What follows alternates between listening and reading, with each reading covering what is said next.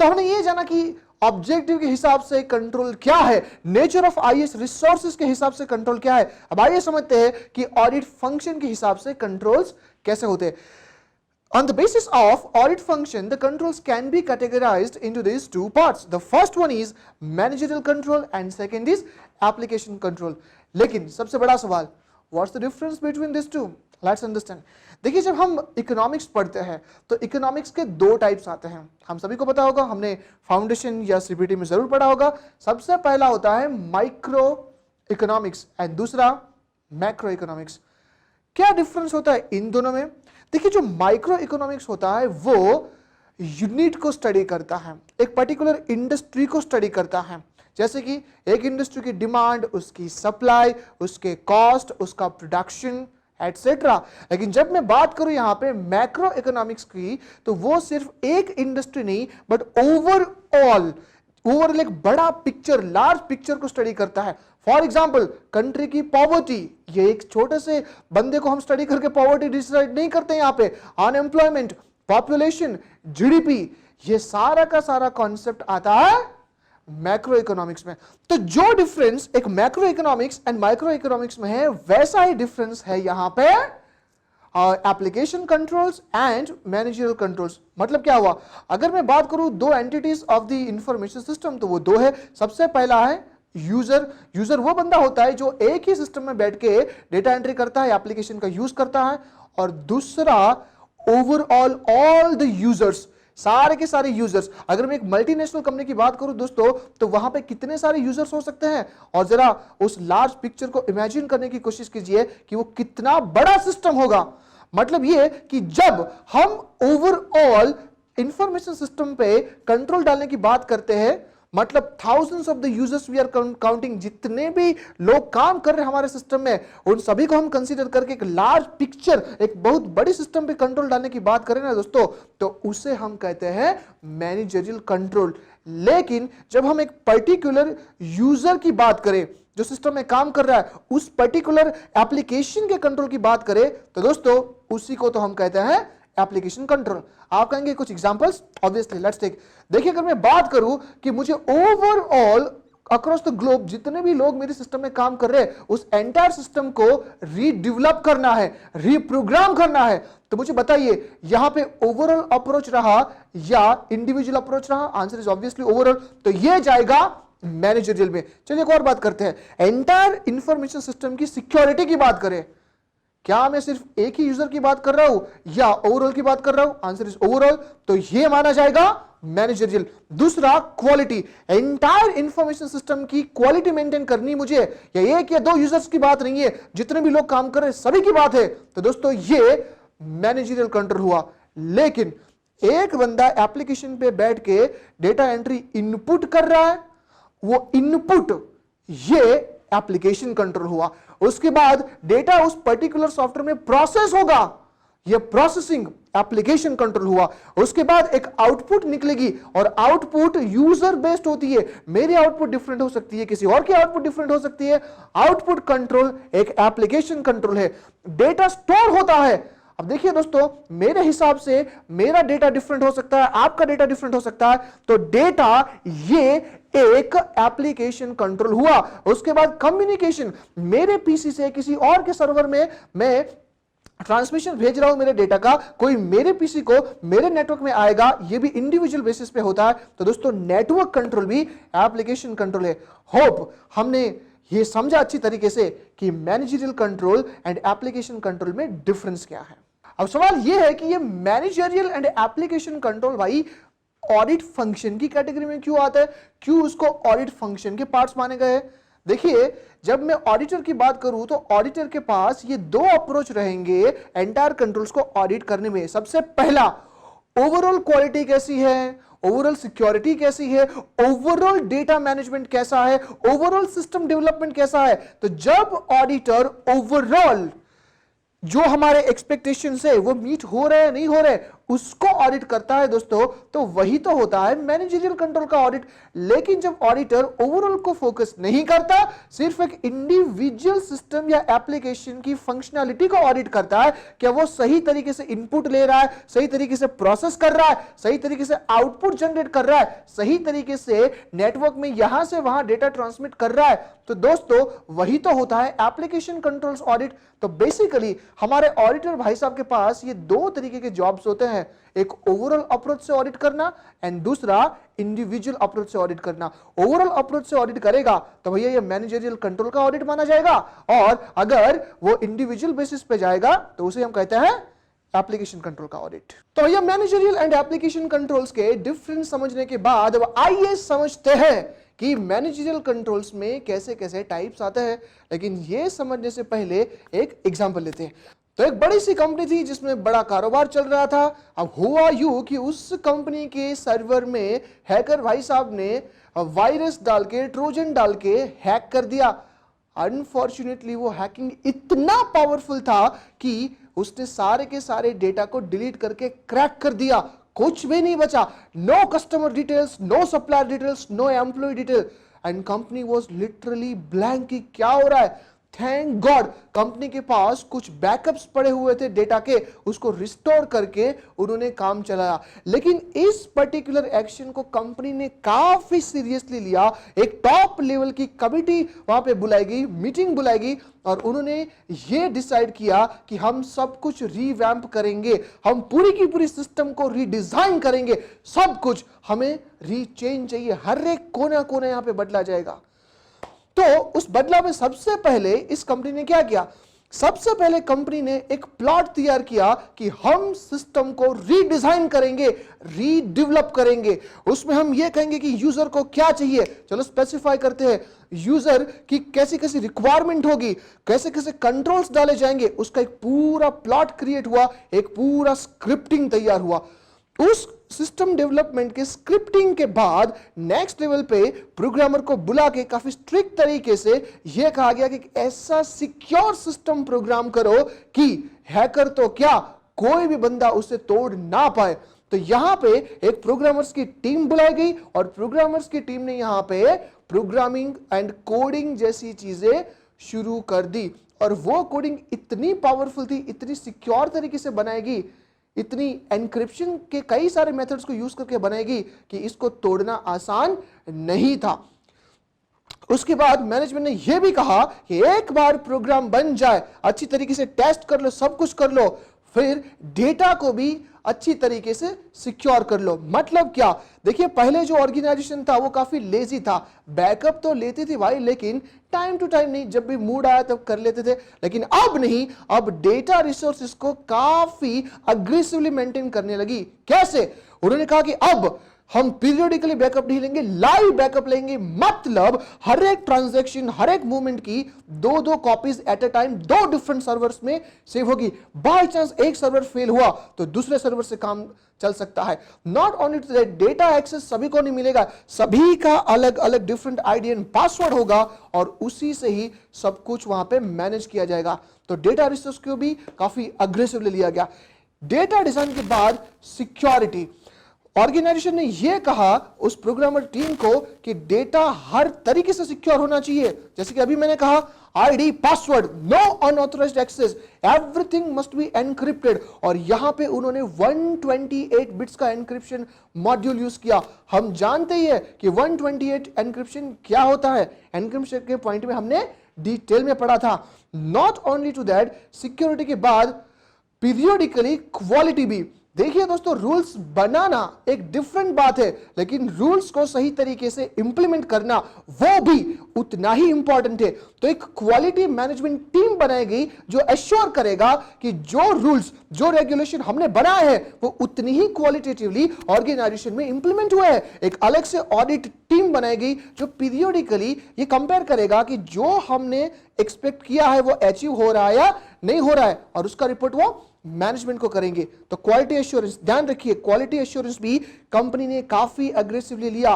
Quality management के बाद organisation ने यह भी एंश्योर किया कि जो एंड यूजर है, जो हमारे इस एप्लीकेशन एंड सॉफ्टवेयर को यूज करेगा, उसको भी प्रॉपर टाइम पे हेल्प मिलना चाहिए, कस्टमर केयर मिलना चाहिए, तो ऑपरेशनल एफिशिएंसी भी सही तरीके से अचीव हो पाए, ये भी ऑर्गेनाइजेशन ने यहां पे कंसीडर किया। कस्टमर केयर बनाए गए, कई सारे हेल्प सेंटर्स बनाए गए, कई सारे रिव्यू एंड फीडबैक प्लेटफॉर्म बनाए गए जहां पे कस्टमर अपनी क्वेरी या एम्प्लॉयज अपनी क्वेरी डाल सकते हैं और जो बैकएंड टीम होगी वो उसका आंसर देंगे, और टॉप लेवल मैनेजमेंट बैठा बैठा इन सारी की सारी एक्टिविटीज को मॉनिटर करेगा। तो दोस्तों देखिए कितने सारे यहां पे स्टेप्स लिए गए एक एंटायर ऑर्गेनाइजेशन को मेंटेन करने के लिए। तो दोस्तों दोबारा हम यहां पे देखते हैं कि कैसे कैसे पॉइंट्स हमने फेस किए, और जो जो पॉइंट्स हमने यहां पे पढ़े वही एक कंट्रोल बनेगा मैनेजरियल कंट्रोल का। तो इस एग्जांपल में हमने जितने भी पॉइंट्स पढ़े उस हर एक पॉइंट का अपना एक कंट्रोल होगा। कैसे? देखिए सबसे पहले ऑर्गेनाइजेशन ने किया क्या? System development. तो सबसे पहला कंट्रोल होगा वो है सिस्टम डेवलपमेंट मैनेजमेंट कंट्रोल। उसके बाद क्या किया? प्रोग्रामिंग किया। तो next point is programming management control. उसके बाद ऑर्गेनाइजेशन ने डेटा को भी ध्यान में रखा। तो next point is data resource management control. Data के बाद ऑर्गेनाइजेशन ने डेटा को सिक्योर करने की कोशिश की। So there next point over here is resource management control. उसके बाद ऑर्गेनाइजेशन ने यह भी यहां पे इंश्योर किया कि टाइम टू टाइम उसकी क्वालिटी मेंटेन रहे, ऑडिटर ऑडिट करेगा। तो dear next point is quality assurance management control. Quality के बाद ऑर्गेनाइजेशन ने एंड यूजर को भी ध्यान में रखा, कस्टमर को ध्यान में रखा जो सॉफ्टवेयर को यूज करेगा, एम्प्लॉय को भी ध्यान में रखा जो सॉफ्टवेयर को यूज करेगा। So next point is operation management control. और ये सारी की सारी एक्टिविटीज बैक एंड में मैनेजमेंट मॉनिटर करेगा। So this point is top level management या इंफॉर्मेशन सिस्टम मैनेजमेंट कंट्रोल्स। तो आइए पढ़ते हैं अभी सबसे पहला managerial control and that is system development management control. और उसमें सबसे पहला पॉइंट है सिस्टम ऑथराइजेशन एक्टिविटीज। देखिए यहां पे ये होता है कि जो भी सिस्टम ऑर्गेनाइजेशन में इंप्लीमेंट होगी वो मैनेजमेंट से ऑथोराइज्ड होनी चाहिए, अप्रूव्ड होनी चाहिए। IT department without authentication and approval कोई भी नया हार्डवेयर, नया सॉफ्टवेयर ऑर्गेनाइजेशन में इंस्टॉल नहीं करेगा। तो देखिए इसकी प्रोसीजर क्या हो सकती है। जब हम बात करें डे टू डे ऑपरेशंस की, तो यूजर अपनी रिक्वायरमेंट सबसे पहले मैनेजमेंट को सबमिट करेगा कि भैया मुझे मेरी रैम अपडेट करनी है, मुझे मेरा प्रोसेसर अपडेट करना है, जो काम मुझे दिया गया है उसके लिए यह सिस्टम सफिशिएंट नहीं है। ऑर्गेनाइजेशन उसको इवैल्यूएट करेगा और अगर उसको लगता है कि भाई सिस्टम अपडेट करने जैसी है तो ही वो नई सिस्टम ऑर्गेनाइजेशन में लाने की परमिशन देगा, और अगर कुछ कोडिंग्स को डेवलप करना है तो वो करवाएगा। तो सबसे पहला यहां पे सिस्टम ऑथराइजेशन एक्टिविटीज। अब देखिए जब हम कोई बड़ी सी सिस्टम डिजाइन करते हैं ओवरऑल अक्रॉस द ऑर्गेनाइजेशन, आप जानते हैं सबसे बढ़िया फ्लेवर, सबसे बढ़िया टेस्ट किसको पता होता है? आंसर है वो बंदा जो सिस्टम पे खुद बैठा है। देखिए मैनेजमेंट तो बैकएंड पे बैठे बैठे स्ट्रेटेजीज बनाते हैं, लेकिन सिस्टम पे क्या प्रॉब्लम है ये यूजर जानता है। मतलब क्या दोस्तों, जब हम सिस्टम डेवलप करें ना तो यूजर को भी पार्टिसिपेट करना चाहिए। मतलब ऑर्गेनाइजेशन यूजर को पूछेगा कि बता भाई तुझे इस सिस्टम में क्या क्या चाहिए, तेरे स्पेसिफिकेशंस क्या है। सो the next point is user specification activities, जहां पे यूजर खुद एक्टिवली पार्ट लेगा। Third is participation of internal auditor. देखिए इंटरनल ऑडिटर वो बंदा होता है जो रूल्स एंड एक्चुअल इंप्लीमेंटेशन को कंपेयर करके डिस्क्रिपेंसी फाइंड करता है। मतलब क्या, हमारी सिस्टम में एरर्स कहां कहां है, कहां का लूप होल्स है, ये सबसे ज्यादा कौन जानता है? आंसर है इंटरनल ऑडिटर। क्या हो अगर हम इंटरनल ऑडिटर को भी हमारी डेवलपमेंट का हिस्सा बना दे, तो दोस्तों वो प्रोग्रामर को सही तरीके से गाइड कर सकता है कि देखो भाई पिछली बार ये प्रॉब्लम्स आ रही थी, अब नई सिस्टम इस तरीके से तो डेवलप कर मेरे भाई कि अब पुरानी एरर्स दोबारा रिपीट ना हो। तो दोस्तों सिस्टम डेवलपमेंट में हमने देखा कि सब कुछ ऑर्गेनाइजेशन की टॉप लेवल मैनेजमेंट की अथॉरिटीज ही हो गए। जो भी हम पाना चाहते हैं, अचीव करना चाहते हैं, वो यूजर को पूछ के करेंगे भाई तेरे को क्या चाहिए। इंटरनल ऑडिटर को भी हम यहाँ पे इन्वॉल्व करेंगे। यहां तक ऑर्गेनाइजेशन को क्या चाहिए सिस्टम में वो स्पेसिफाई हो चुका है। इसके बाद प्रोग्रामर शुरू करेगा डिजाइन। डिजाइन का मतलब होता है ब्लूप्रिंट।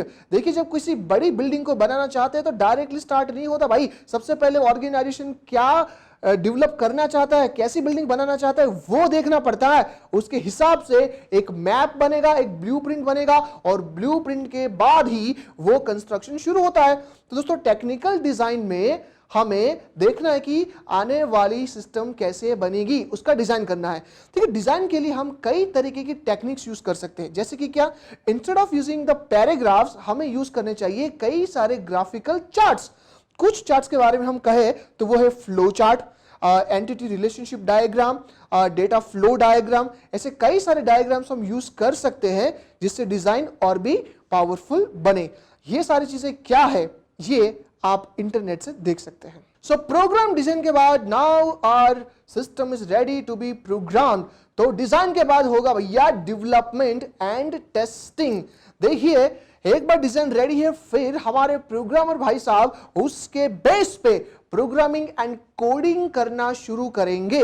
और एक बार कोड डेवलप हो जाए उसके बाद उसका किया जाएगा टेस्टिंग। देखिए, जब प्रोग्रामिंग हो रहा है तो उसके ऊपर भी कई सारे कंट्रोल्स होने चाहिए। कैसे कैसे कंट्रोल्स आएंगे उसके लिए हमने नेक्स्ट सेकंड पॉइंट रखा है, प्रोग्रामिंग मैनेजमेंट कंट्रोल। उसमें डिटेल में पढ़ेंगे। देखिए, प्रोग्रामिंग एक बार हो जाए तो सिस्टम इज रेडी, लेकिन उस रेडीमेड सिस्टम को हम डायरेक्टली वहां पे इंप्लीमेंट नहीं कर सकते। क्यों?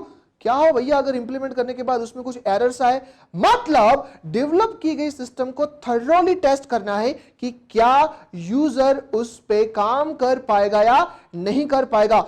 टेस्टिंग से यह पता चलता है कि बनी हुई सिस्टम में कहां कहां नेसेसरी चेंजेस करने हैं। जब तक सिस्टम क्लोज टू परफेक्शन नहीं होती तब तक उसे इंप्लीमेंट नहीं किया जाएगा।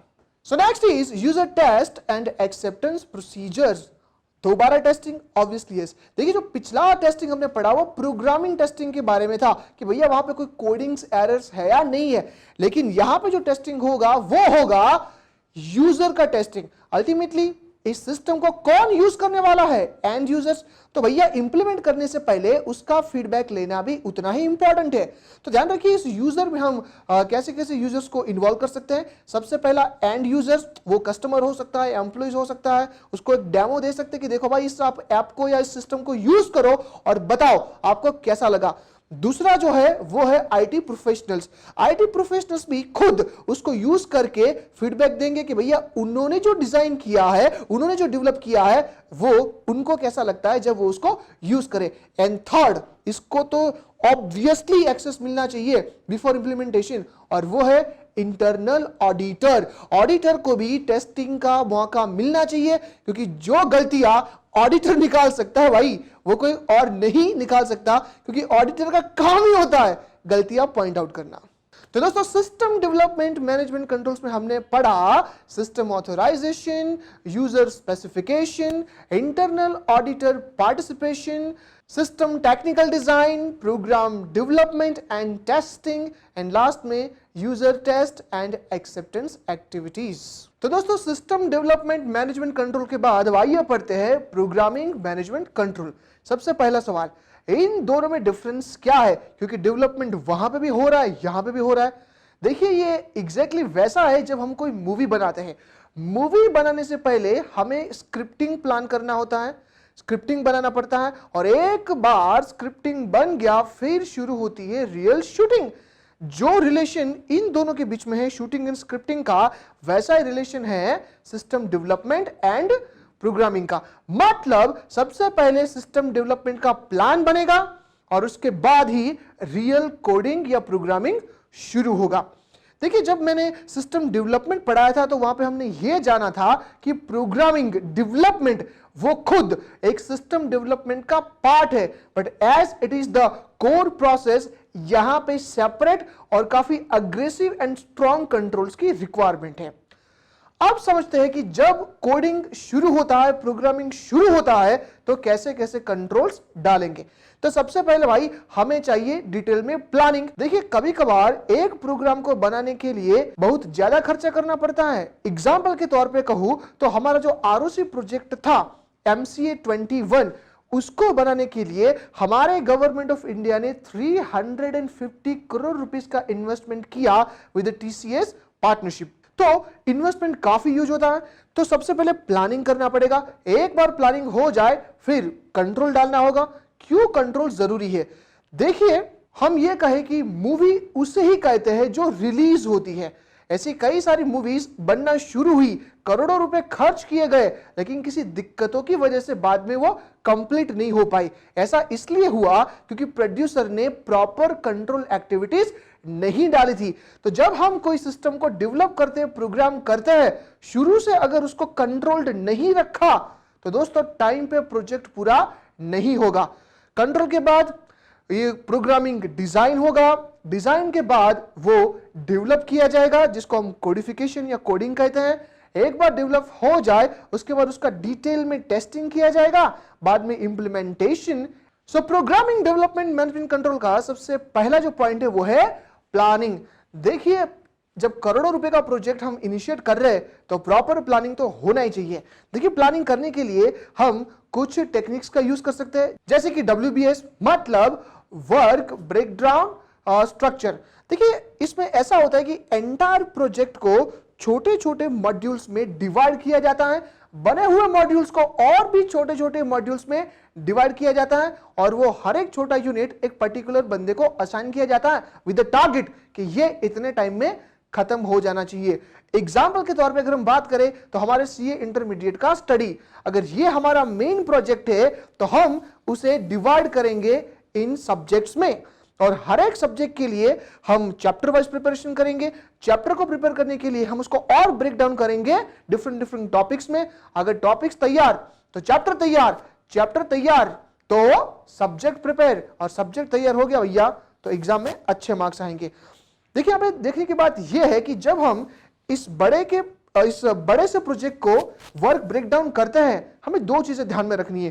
पहला, कौन सा बंदा कौन से प्रोजेक्ट को सुपरवाइज करेगा और कौन उसको एग्जीक्यूट करेगा। दूसरा, scheduling. Scheduling is very much important. कोई असाइन किया काम कितने टाइम में पूरा होगा। Next technique we may use is Gantt chart. अब ये गैंट चार्ट क्या होता है? देखिए, गैंट चार्ट में जो प्रोजेक्ट होता है उसमें दो चीजें बताई जाती है। सबसे पहला टाइम लाइन, और दूसरा उसको शुरू करने का पॉइंट। मतलब इससे हमको यह इंफॉर्मेशन मिल सकता है कि एक प्रोजेक्ट कितने टाइम में खत्म होगा। दूसरा, क्या कुछ प्रोजेक्ट्स या कुछ जो हमारे वर्क है वो एट अ टाइम शुरू कर सकते हैं। देखिए, कुछ ऐसे हमारे काम हो सकते हैं वो एट अ टाइम हम नहीं जाने दे सकते। जब तक पहला काम नहीं खत्म होता हम दूसरा काम शुरू नहीं कर सकते। एग्जाम्पल के तौर पे, जब हम प्रोग्रामिंग में डिजाइन कंप्लीट नहीं कर देते उससे पहले डेवलपमेंट हो ही नहीं सकता। तो गैंट चार्ट से हमको यह पता चलता है वो काम कितने टाइम तक जाएगा और कब ये इनिशिएट होगा। इसके बाद है PERT। PERT का मतलब हुआ program evaluation and review technique. देखिए, इसमें एंटायर प्रोजेक्ट कई सारे इवेंट्स में ब्रेकडाउन होगा और इस इवेंट के बीच का टाइम फ्रेम देखा जाएगा। मतलब ऐसा होता है कि कुछ इवेंट्स साइमल्टेनियसली चलेगी, कुछ इवेंट्स वन आफ्टर अनदर चलेगी। एक पहला इवेंट खत्म हुआ, उसके बाद दूसरा इवेंट शुरू हुआ। देखिए, यहाँ पे ये पहले से प्लान किया जाता है कि कौन सा इवेंट कब पूरा होना चाहिए। अगर एक्सपेक्टेड टाइम लाइन में या टाइम फ्रेम में वो इवेंट कंप्लीट नहीं हुआ तो ये एंटायर प्रोजेक्ट को अफेक्ट कर सकता है, और जो यहां पे लॉन्गेस्ट टाइम लगेगा उसे हम कहते हैं क्रिटिकल पाथ। प्लानिंग के बाद नेक्स्ट पॉइंट इज कंट्रोल। देखिए, प्रोग्रामिंग डेवलपमेंट में एक बार प्लानिंग हो जाए और उसके बाद उसके हर एक फेज पे कंट्रोल होना भी जरूरी है। कैसे? आइए एक एग्जांपल लेते हैं। देखिए, जनरली जब हम मूवीज बनाते हैं तो उसमें प्रोड्यूसर जो होता है वो फाइनेंस करता है, और जो डायरेक्टर भाई साहब होते हैं वो मूवी को डायरेक्ट करते हैं। वही सब तय करते हैं कि म्यूजिक कौन सा होगा, एक्टर कौन होगा, एक्ट्रेस कौन होगी, कैसे ये ट्रैक पे जाएगा, सब तरीके से। अब जब स्क्रिप्ट डिस्कस हो रही थी तो बजट यहाँ पे तय हुआ था 50 करोड़ रुपीस। डायरेक्टर ने कहा 50 करोड़ में सब कुछ आ जाएगा। प्रोड्यूसर ने ब्लाइंडली रिलाई करके पैसे एडवांस में दे दिए। अब कुछ दिन के बाद जब आधा शूट हो गया, वो डायरेक्टर भाई साहब आके कहते कि आपने जो 50 करोड़ दिए थे वो तो स्पेंड हो गए, मुझे और 50 करोड़ चाहिए तभी मूवी कंप्लीट होगी वरना नहीं होगी। जरा सोचिए, उस प्रोड्यूसर का माइंडसेट। ऑलरेडी 50 करोड़ दे दिए हैं, अब और अगर फंड नहीं दिया तो मूवी भैया कंप्लीट होगी ही नहीं, और आधी मूवी कौन देखने जाएगा। देखिए सवाल ये है यहां पे कि आखिर ऐसा क्यों हुआ इसलिए ब्लाइंडली रिलाई। प्रोड्यूसर ने बिना कुछ देखे, बिना कोई कंट्रोल लगाए फंड्स दे दिए, ये नहीं देखा कि जो बजट प्लान किया गया था उसी हिसाब से फंड वहां पे यूटिलाइज हो रहे या नहीं हो रहे। और ऑडिटर भाई साहब पीरियडिकली चेक करते डायरेक्टर को कि बताओ भाई, यहां पे म्यूजिक में बात हुई थी 5 करोड़ की, आपने 5.5 करोड़ क्यों डिमांड किए हैं। देखिए ये जब कंटिन्यूसली क्वेश्चंस जाएंगे तो उससे कंट्रोल रहेगा, तो डिजायर्ड फंड्स में मूवी कंप्लीट होगी और उसी तरीके से डिजायर्ड टाइम फ्रेम में प्रोजेक्ट कंप्लीट होगा। वेल, तो इस एग्जांपल की तरह ही हमारे इस प्रोग्रामिंग डेवलपमेंट में भी कंट्रोल्स चाहिए। तो देखिए कंट्रोल्स के यहां पे दो पर्पसेस है। सबसे पहला, जो हमने प्लान किया है और जो हम अचीव कर रहे हैं उसका डेविएशन फाइंड करना, और अगर जरूरत पड़े तो कुछ करेक्टिव एक्शंस लेना। दूसरा ये कि डेवलपमेंट में भी कई सारे फेजेस आते हैं, जैसे कि डिजाइन करना, डिजाइन के बाद कोडिंग करना, कोडिंग के बाद सही तरीके से टेस्ट करना, सही तरीके से इंप्लीमेंटेशन करना। ये सारे के सारे स्टेप्स अपने सही तरीके से कंप्लीट हो, इसलिए हमें कंट्रोल इंप्लीमेंट करना है। वेल, एक बार हमारा कंट्रोल का भी प्लान हो जाए, उसके बाद हमें जाना है प्रोग्रामिंग डिजाइन के लिए। देखिए दोस्तों, डिजाइन जरूरी है, क्योंकि जब तक ब्लूप्रिंट रेडी नहीं होता, जब तक मैप रेडी नहीं होता, हम चलना शुरू नहीं कर सकते, हम डेवलपमेंट शुरू नहीं कर सकते। तो जब हम कुछ प्रोग्राम को डिजाइन करते हैं, हमारे पास बेसिकली ये दो अप्रोचेस है। सबसे पहला स्ट्रक्चर्ड डिजाइन अप्रोच एंड दूसरा ऑब्जेक्ट ओरिएंटेड डिजाइन। सवाल, भाई ये दोनों क्या होता है, समझते हैं। Well, so now the question is, what's the difference between this structured design and object oriented design? आइए समझते हैं इस एग्जांपल से। अब हुआ यूं कि एक क्लाइंट भाई साहब को अपना सिस्टम डेवलप करवाना था, वो जाते हैं आईटी कंसल्टेंट के पास और उसको कहते हैं कि भाई मेरा बजट 50 करोड़ का है, एक अच्छा सा सिस्टम डेवलप करके दे। यहां पे आईटी डेवलपमेंट टीम ने कहा okay let's start with this. तो उन्होंने शुरू किया प्लानिंग से, उसकी रिक्वायरमेंट को सही तरीके से समझा, समझने के बाद एंटायर प्रोग्राम को डिजाइन किया। डिजाइन करने के बाद अपने प्रोग्रामर्स को कोडिंग करने को कहा, मतलब डेवलपमेंट स्टार्ट हुआ। डेवलपमेंट के बाद टेस्टिंग हुआ, और टेस्टिंग होने के बाद जब ये सक्सेसफुल हुआ तब जाके उस क्लाइंट के ऑर्गेनाइजेशन में इंप्लीमेंटेशन हुआ। तो यहां पे अगर आप गौर करेंगे तो हमें यह बात पता चलती है कि एंटायर सिस्टम डेवलपमेंट एक स्ट्रक्चर्ड वे से हुआ, एक सिस्टमैटिक अप्रोच से हुआ, मतलब ऑर्गेनाइज्ड वे में। कहीं पे कोई इनडिसिप्लिन जैसा नहीं था, पहले ये उसके बाद यही स्टेप आएगा। तो दोस्तों, जब इस तरीके से सिस्टमैटिक तरीके से हम किसी सिस्टम को डेवलप करते हैं तो उसे ही हम कहते हैं स्ट्रक्चर्ड डिजाइन। तो ये ऑब्जेक्ट ओरिएंटेड क्या होता है? देखिए यहां पे स्ट्रक्चर या ये ऑर्गेनाइज्ड वे को ज्यादा इंपॉर्टेंस नहीं दिया जाता। यहां पे सबसे पहले फोकस किया जाता है ऑब्जेक्टिव पे, मतलब क्लाइंट क्या चाहता है। अगर क्लाइंट जो चाहता है वो ऑलरेडी रेडीमेड है या कुछ डेवलप करके उसको बनाया जा सकता है, तो डिजाइन, प्लानिंग, ये सब कुछ भैया बाद में। सीधा प्रोग्रामर को बोल दो क्लाइंट की डिमांड है कोडिंग करना शुरू कर दे। Even though we don't have planning, coding करना शुरू कर दे। नो डिजाइन, कोडिंग करना शुरू कर दे। तो इन दोनों अप्रोच को अगर आप ध्यान से देखें तो सिस्टमैटिक में सब प्लानिंग से चलता है, लेकिन हमारे ऑब्जेक्ट ओरिएंटेड में सब कुछ ऑब्जेक्ट से ही शुरू होता है। प्लानिंग, डिजाइन, ये सब कुछ बाद में देख लेंगे। कुछ एरर आया तो कोई नहीं, ट्रायल एंड एरर करते जाओ, टेस्टिंग करते जाओ, जितनी एरर्स दोबारा प्रोग्राम को मॉडिफाई करेंगे। देखिए ये जो पहला वाला हमने पढ़ा उसे हम टेक्निकल लैंग्वेज में कहते हैं वाटरफॉल अप्रोच। ध्यान रखिए, जो स्ट्रक्चर डिजाइन है उसे वाटरफॉल अप्रोच भी कहा जाता है, लेकिन ये जो ऑब्जेक्ट ओरिएंटेड है उसे अजाइल मेथड भी कहते हैं। मतलब रैंडमली, कोई प्री डिफाइंड स्टेप्स नहीं, प्रोग्रामर को जो स्टेप पहले फॉलो करना है वो करेगा। तो भैया एक बार डिजाइन हो जाए तब शुरू होता है रियल प्रोग्रामिंग, मतलब coding. So the next point is coding. देखिए कोडिंग करने के लिए हम कई सारी स्ट्रेटजीज का इस्तेमाल कर सकते हैं, जैसे कि टॉप डाउन, बॉटम अप और थ्रेड स्ट्रेटजी। क्या होता है आइए समझते हैं। देखिए जब हम एक बड़े से ऑर्गेनाइजेशन के ईआईएस की बात करें तो उस सिस्टम में कई सारे मॉड्यूल्स हो सकते हैं, जैसे कि finance module, production module, marketing module, research and development module, HR module, CRM, कई सारे मॉड्यूल्स हो सकते हैं। उस हर एक मॉड्यूल के कई सारे सब पार्ट्स होंगे, सब एप्लीकेशंस होंगे। जैसे कि अगर मैं बात करूं फिनेंस मॉड्यूल की तो उसमें बजट एक अलग से एप्लीकेशन होगा, accounting, then taxation, then audit, ये सारे के सारे डिफरेंट मॉड्यूल्स होंगे। अगर मैं बात करूं यहां पे अकाउंटिंग एप्लीकेशन की तो अकाउंटिंग एप्लीकेशन में भी और भी कई सारे डिफरेंट सब प्रोग्राम्स हो सकते हैं, जैसे कि कैलकुलेटर, रिपोर्ट जनरेशन, देन कुछ टैक्स की बात करें तो वो भी वहां पे होगा। अब इस एंटायर स्ट्रक्चर को कोड करने के हमारे पास कुछ तरीके होते हैं। एग्जाम्पल के तौर पे हम सबसे पहले ऊपर से शुरू करेंगे। सबसे पहले हम बड़ा सा सिस्टम का स्ट्रक्चर तैयार करेंगे। एक बार सिस्टम बन गई उसके बाद सिस्टम के मॉड्यूल का स्ट्रक्चर रेडी करेंगे। एक बार मॉड्यूल रेडी हो गया तो और नीचे उसके जितने भी सब एप्लीकेशंस एंड सब प्रोग्राम से उसको हम तैयार करेंगे, जैसे कि आप हमारे इस डायग्राम में देख सकते हैं। यहां पे सबसे पहले ऊपर से शुरू होगा और फिर धीरे धीरे उस एंटायर प्रोग्राम को डीकंपोज करके आखिर तक के यूनिट्स बनाए जाएंगे। तो यहां पे हम टॉप से लेके बॉटम तक जा रहे हैं, तो इसे हम कहते हैं टॉप डाउन कोडिंग। पहले बड़ी सी सिस्टम से शुरू करो और तब होके आप नीचे आओ। देखिए कुछ लोग होते हैं जो शुरू से शुरू नहीं करते, लेकिन वो बॉटम से शुरू करते हैं। मतलब सबसे पहले बेस प्रोग्राम रेडी कर दो, बेस प्रोग्राम रेडी हो गया उसके बाद एप्लीकेशंस पे जाइए, एप्लीकेशंस के बाद आप मॉड्यूल्स पे जाइए, और जब सारे मॉड्यूल्स तैयार हो जाए तब जाके आप सिस्टम को स्ट्रक्चर कीजिए।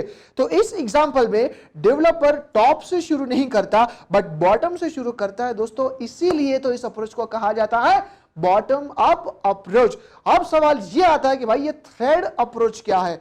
देखिए थ्रेड का मतलब होता है लिंकेज। हमारे इस डायग्राम में आप देख सकते हैं कि हमारी इस एंटरप्राइज इंफॉर्मेशन सिस्टम में फाइनेंस मॉड्यूल है, फाइनेंस के नीचे और भी कई सारे थ्रेड्स हैं, जैसे कि accounting, taxation, budget and audit. तो अब यहां पे हमारा ये जो डेवलपर है वो क्या करेगा, वो एक थ्रेड पकड़ेगा, जैसे कि सबसे पहले ईआईएस, देन फाइनेंस, फाइनेंस के बाद अकाउंटिंग और अकाउंटिंग के बाद जर्नल एंट्री। तो वो एक पूरे का पूरा फ्लो पकड़ेगा। मतलब अकाउंटिंग में भी वो मल्टीपल नहीं जाएगा, अगर हम बात करें फाइनेंस मॉड्यूल में भी तो भी मल्टीपल नहीं जाएगा, एक पूरा थ्रेड पकड़ेगा। एक ये थ्रेड सिंक हो गया तो उसके बाद वो दूसरा थ्रेड पे कोडिंग करेगा। मतलब यहां पे कोई ब्रेकडाउन नहीं होगा, एक एंटायर प्रोग्राम को पीसीस में ब्रेकडाउन नहीं होगा, उसको लिंक वाइज प्रोग्राम किया जाएगा। उस लिंक को ही तो दोस्तों हम कहते हैं थ्रेड। जब इस तरीके से प्रोग्रामिंग होगा तो वो होता है थ्रेड स्ट्रेटजी। देखिए ये सेम क्वेश्चन एग्जाम में पूछा जा सकता है, that what are the coding strategy.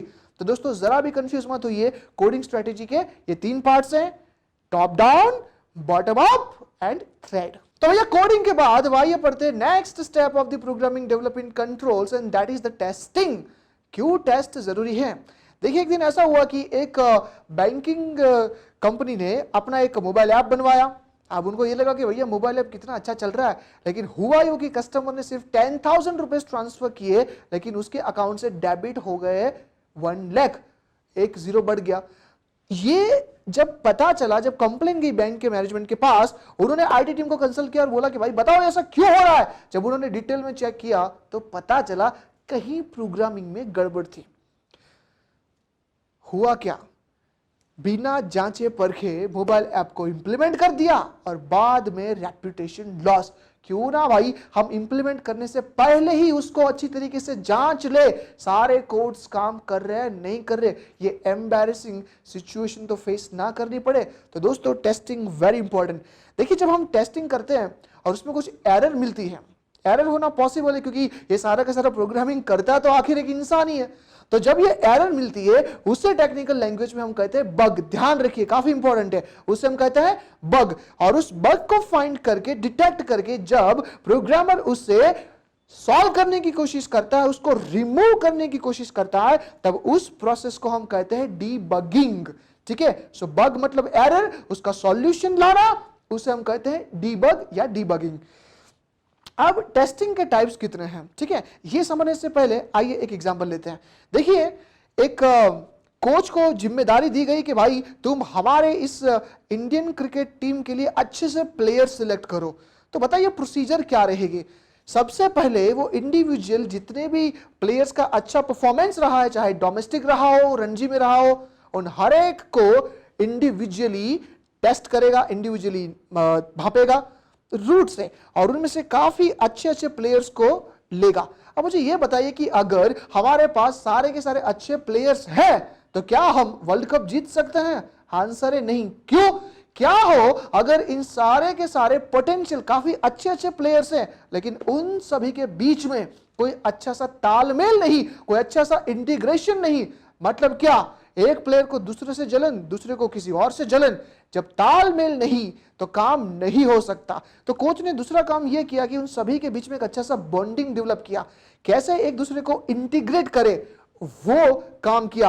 और जब टीम इंटीग्रेटेड हो गई तो क्या हम भरोसा दिला सकते हैं कि अब हम वर्ल्ड कप जीत पाएंगे? आंसर है अगेन बिल्कुल नहीं। क्यों? देखिए, यहां पे हमने ये देखा कि इंडिविजुअल कंपोनेंट कैसा काम करता है, उसके बाद उन सारे कंपोनेंट्स के बीच में इंटीग्रेशन क्या है, लेकिन अब हमें यह भी देखना होगा कि as a system, as a entire team कैसा परफॉर्मेंस आ रहा है। कभी कभार इंटीग्रेशन अच्छा होने के बावजूद भी टीम अच्छा परफॉर्म नहीं कर पाएगी। तो यहां पे देखेंगे बैटिंग में कहां है, फील्डिंग में कहां जा रहा है, बॉलिंग क्या हो रही है, एटसेट्रा। अब इसी एग्जांपल को हम कंपेयर करते हैं हमारे सिस्टम टेस्टिंग में। जब एक बड़ा सा सिस्टम की हम बात करें तो वो बेसिकली बनता है root component, root element, and that is none other than programming. तो जब हम हर एक प्रोग्राम को सबसे पहले चेक करें, हर एक कोड को चेक करें, तो दोस्तों उसे हम कहते हैं यूनिट टेस्टिंग। तो सबसे पहले यूनिट टेस्टिंग होगा, हर एक कंपोनेंट कोड, हर एक कोड को डिटेल में टेस्ट किया जाएगा। जब वो सक्सेसफुल हुआ उसके बाद क्या टेस्ट किया जाएगा?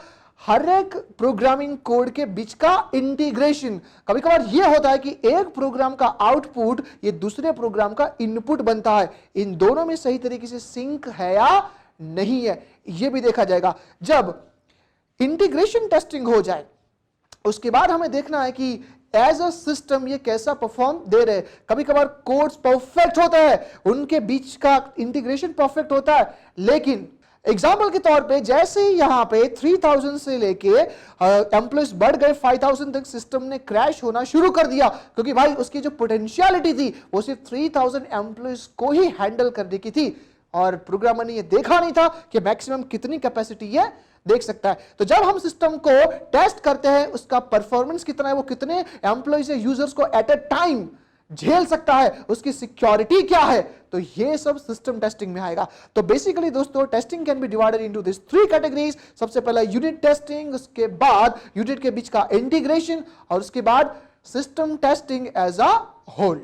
वेल, तो भैया अब तो हमारा प्रोग्राम टेस्ट भी हो गया and now it is ready for implementation. तो टेस्टिंग के बाद उसको इंप्लीमेंट किया जाएगा, और क्या हाँ भाई राहत का सांस लेंगे? बिल्कुल नहीं।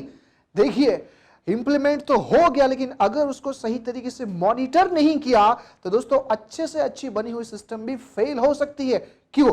सिस्टम कांस्टेंट रहेगी, लेकिन उसके जो फैक्टर्स है, एनवायरमेंटल फैक्टर्स, वो कांस्टेंट नहीं रहते।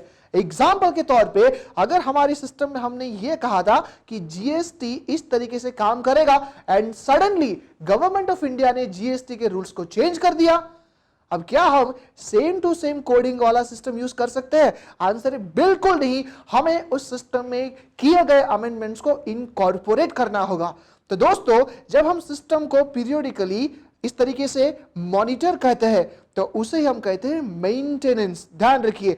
तो दोस्तों टेस्टिंग के बाद next point is operations and maintenance.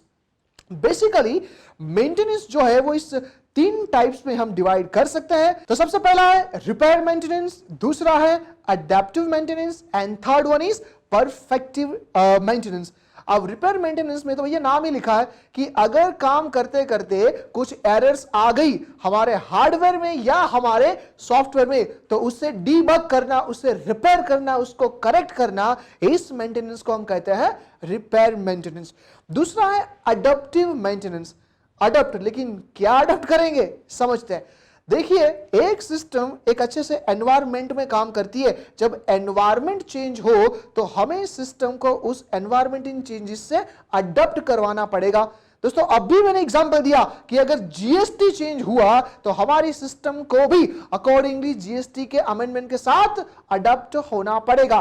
तो दोस्तों, यहां पे एक ही बात लिखनी है एग्जाम में अगर क्वेश्चन आए तो, कि एनवायरमेंटल के हिसाब से जो भी करेक्शंस, जो भी चेंजेस हम हमारे सिस्टम में करते हैं तो वो हो जाता है हमारा अडेप्टिव मेंटेनेंस।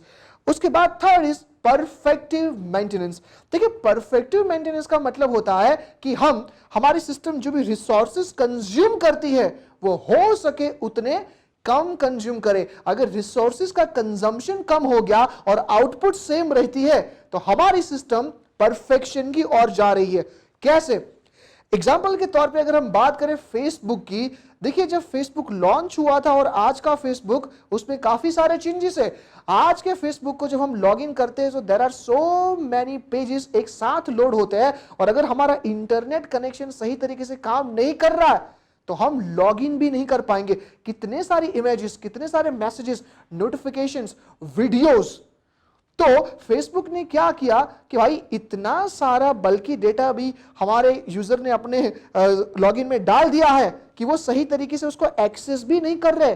कैसे हम इस रिसोर्स कंजम्पशन को कम कर सके? तो दोस्तों, फेसबुक ने एक नया ऐप बनाया जैसे कि फेसबुक लाइट। अब फेसबुक लाइट में क्या होता है कि आप फेसबुक में लॉगिन तो कर पाओगे लेकिन सारी की सारी इमेजेस लोड नहीं होगी जब तक आप लोडिंग का कमांड ना दे।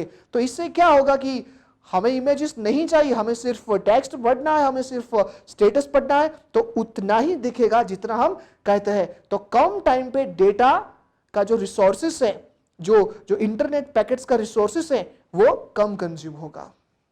तो प्रोग्रामिंग डेवलपमेंट कंट्रोल्स में हमने पढ़ा सबसे पहला planning, then control, then design, then coding, then testing, and last में पढ़ा ऑपरेशन एंड मेंटेनेंस। तो दोस्तों, प्रोग्रामिंग कंट्रोल्स के बाद आइए अब समझते हैं डेटा रिसोर्स मैनेजमेंट कंट्रोल्स।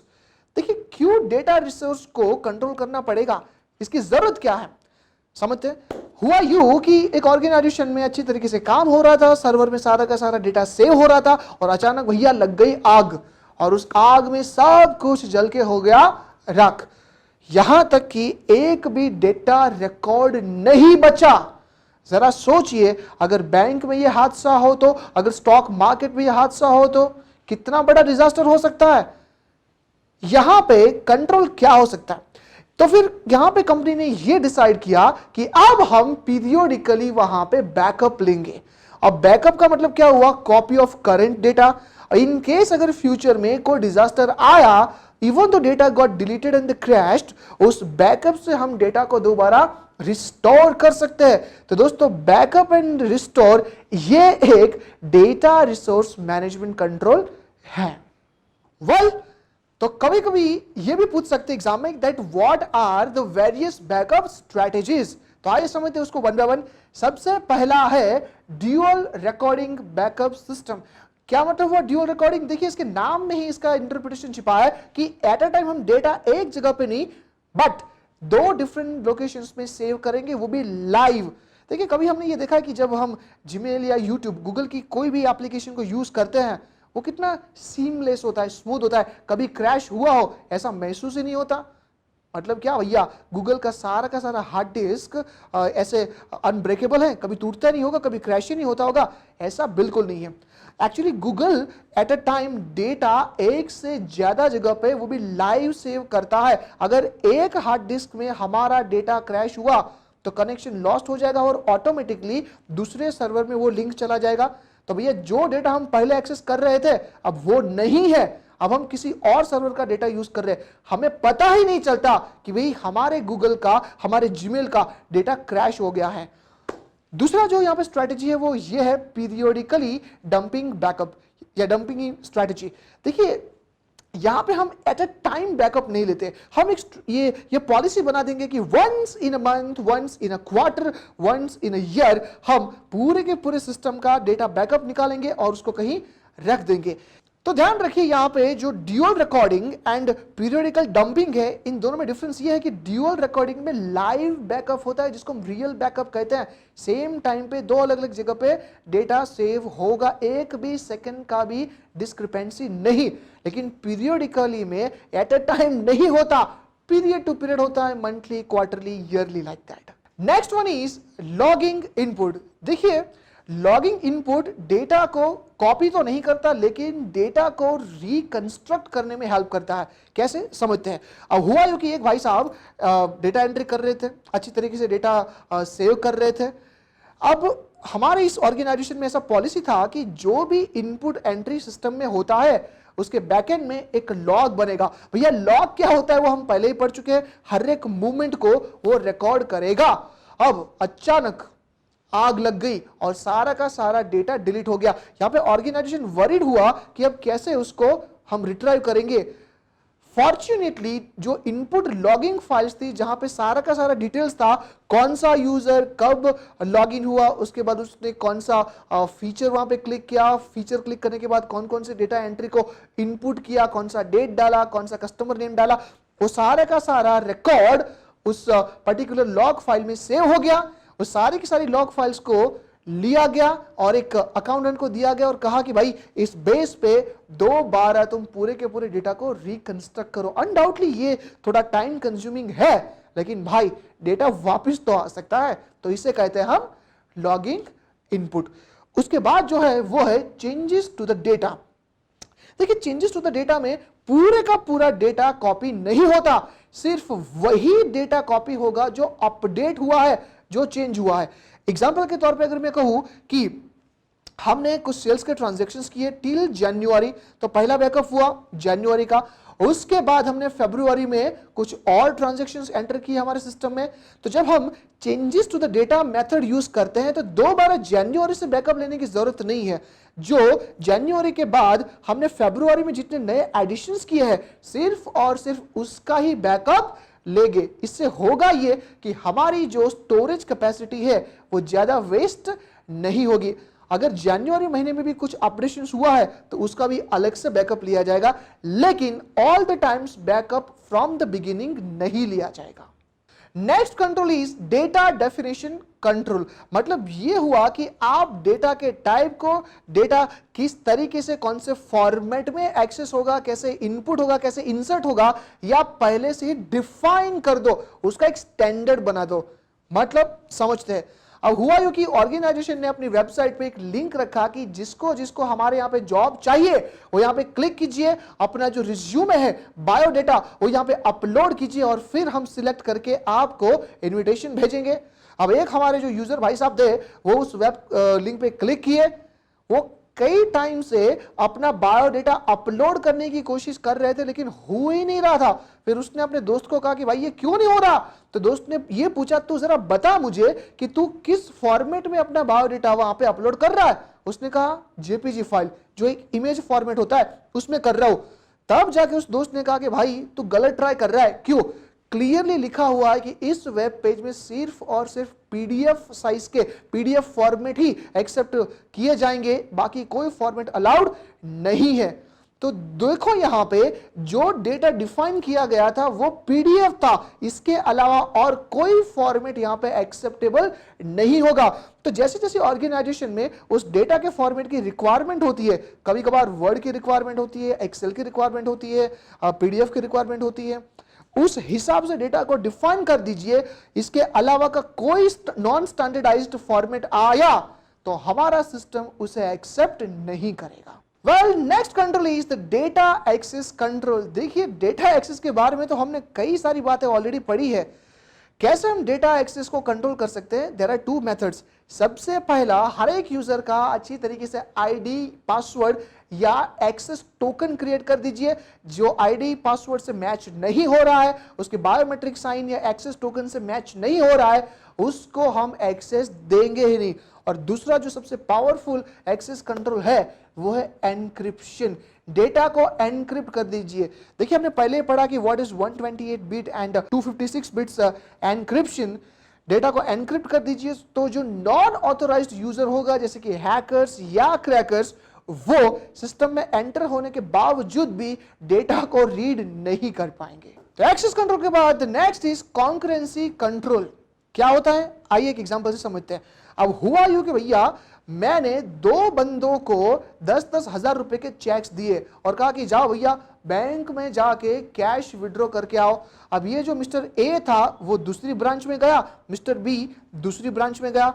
अब भाई टोटल मेरे अकाउंट में सिर्फ और सिर्फ 10,000 रुपीज ही पड़े हुए थे। मतलब आप जान गए होंगे कि इन दोनों में से किसी एक को ही पैसे मिलेंगे, दोनों को तो नहीं मिलने वाले।